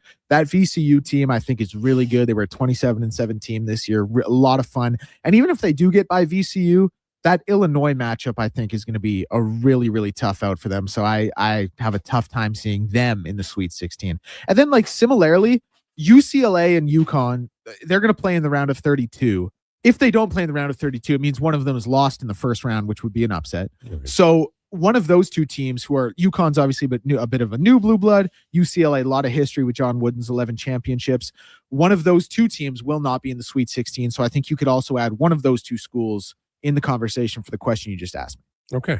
What about you? I want to know what you guys think. There are 3 other people in this room. What are we thinking for Final Four? What are we thinking for Natty? Okay, I have some questions. Yeah, can you scroll down a little bit? Scrolling down a little bit. Okay. Tennessee, they're waiting for their opponent. So they're waiting for the Miami of Ohio SMU winner. And what I really think is curious about this is I think SMU would beat Tennessee. I think they're a terrible matchup for Tennessee. But it's that rock, paper, scissors thing. Like, I think Miami of Ohio might beat SMU. I don't think Miami of Ohio could beat Tennessee. I think SMU, if they are there, could beat Tennessee. So it's going to be really interesting to see how that 6-11 matchup plays out. I don't like that because I wanted to see Miami of Ohio to As go do on a we little all. bit of a run. As do we all. Listen, it's not very often you get a team who's 31-1 who has a worse who has a worse Ken Palm rating than a 13-18 Notre Dame team. Here we are. We all want to see them win. So why is SMU a bad matchup for Tennessee, and why is Miami of Ohio a good matchup for Tennessee? Well, like the talent disparity, I think that exists between Tennessee and Miami of Ohio is so vast. And Miami of Ohio kind of like they play a fundamental style of basketball that I think if they had to play that against Tennessee, they would be playing a team that also plays a fundamental style of basketball that just is more talented than them. SMU style-wise, like they're run and gun, they shoot, they make things fast. Like if they hit their shots, they get Tennessee out of their rhythm. It can provide a lot of problems for them. But like I said, it's the same thing on the other side of the coin against Miami of Ohio. Like Miami of Ohio can make it fundamental and get SMU out of a rhythm.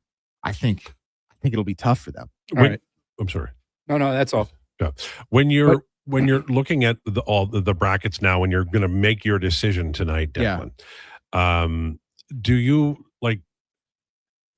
But it's March. Who knows? Yeah. Do you call on previous years in terms of like, because some of this is gut feel, right? Like, oh yeah. So like when you're making these decisions, I'm sure most of it is sound reasoning, and you're like, okay, this guy's hurt or whatever. Yeah. But do you like? If you're going to pick, 32 winners, right? So is in your heart of hearts, do you have a favorite, like one that you're like, okay, I'm picking this, but I'm picking a little bit with my heart as opposed to my head? Probably that's maybe High Point over Wisconsin. Okay. If I end up picking High Point as that 12 seed, they were a 30-win team this year. Wisconsin's just so streaky. Josh made a great point the other day. They live and die by the 3. High Point, like, listen, they were a 30-win mid-major. Like, you got to pick them. You got to pick them to win a game. Right. You know what I mean? But because I think when any individual is doing this, as much as like I try to take all bias out of it, but it's impossible, right? Like I would have Gonzaga would win. Like maybe they wouldn't, like this year they're not strong, so I wouldn't get them in the Sweet 16, but I'd have them win the opening round. Even if they didn't have a chance, I'd pick them. I feel that. Yeah, they play Kennesaw State. They should win that game. It's funny. I actually think like that Texas BYU winner is going to be a really bad matchup for them. So I don't know. Do you guys have natty picks real quick before I hit the outro music? I do not. Okay. Yeah. What Josh said? So we did them yesterday. Did we? Oh, yeah. She had Miami of Ohio versus Duke. I had Duke versus Michigan because go blue. There we go. All right. I forget who Lowetide had. I had Georgetown versus Seton Hall. And 2 teams not in the tournament. It was like Colgate versus Creighton. Seton Hall, they might have got robbed. I had LSU versus Brigham Young. BYU would be crazy. Shout out AJ DeBonson. Also, Oral Roberts. No, come on. I love listening to you talk about basketball when it's on TV. I love the athleticism of it, and I will certainly watch tomorrow. Best 2 days of the year, tomorrow and Friday. Well, Friday's first day of spring, so you got me there. Thanks so much for tuning into the Lowdown. Jason Krueger on the way next. Please enjoy your day. This is a Sports 1440 update. Brought to you by Sean Cunningham of Remax Real Estate. Get the home team advantage for your next move in Edmonton or area. If you're thinking about buying or selling a home, call or text Sean directly at 780-265-0165. That's 780-265-0165. Edmonton Oilers GM Stan Bowman has come out and said he is, quote, optimistic Leon Draisaitl can return for the playoffs, while Sidney Crosby is set to return to the Pens lineup against the Canes after missing 11 with injury. Louisville will open the NCAA tournament without star freshman Mikkel Brown, and details of a landmark WNBA CBA. A new salary cap starting at $7 million, up from $1.5 million, an average revenue share of nearly 20% across the deal. The Supermax starting at $1.4 million AAV and an average salary in the range of $600,000 a year, a minimum just above $300,000. NHL schedule tonight. It all gets going with the Devils and Rangers, Penguins and Canes at 5:00. Late game, we'll see the Flyers in Anaheim to take on the Ducks. NCAA tournament first 4, Prairie View A&M and Lehigh at 4:40, Miami of Ohio and SMU at 7:15. And in the NBA, it is Golden State in Boston taking on the Celtics at 5. The late game will see the Lakers and Houston Rockets at 7:30, and the Raptors also in action as they're on the road in Chicago taking on the Bulls with a tip-off at 6. Up next is the Jason Krueger Show with Connor Halley. I'm Declan Krueger. This has been a Sports 1440 Update.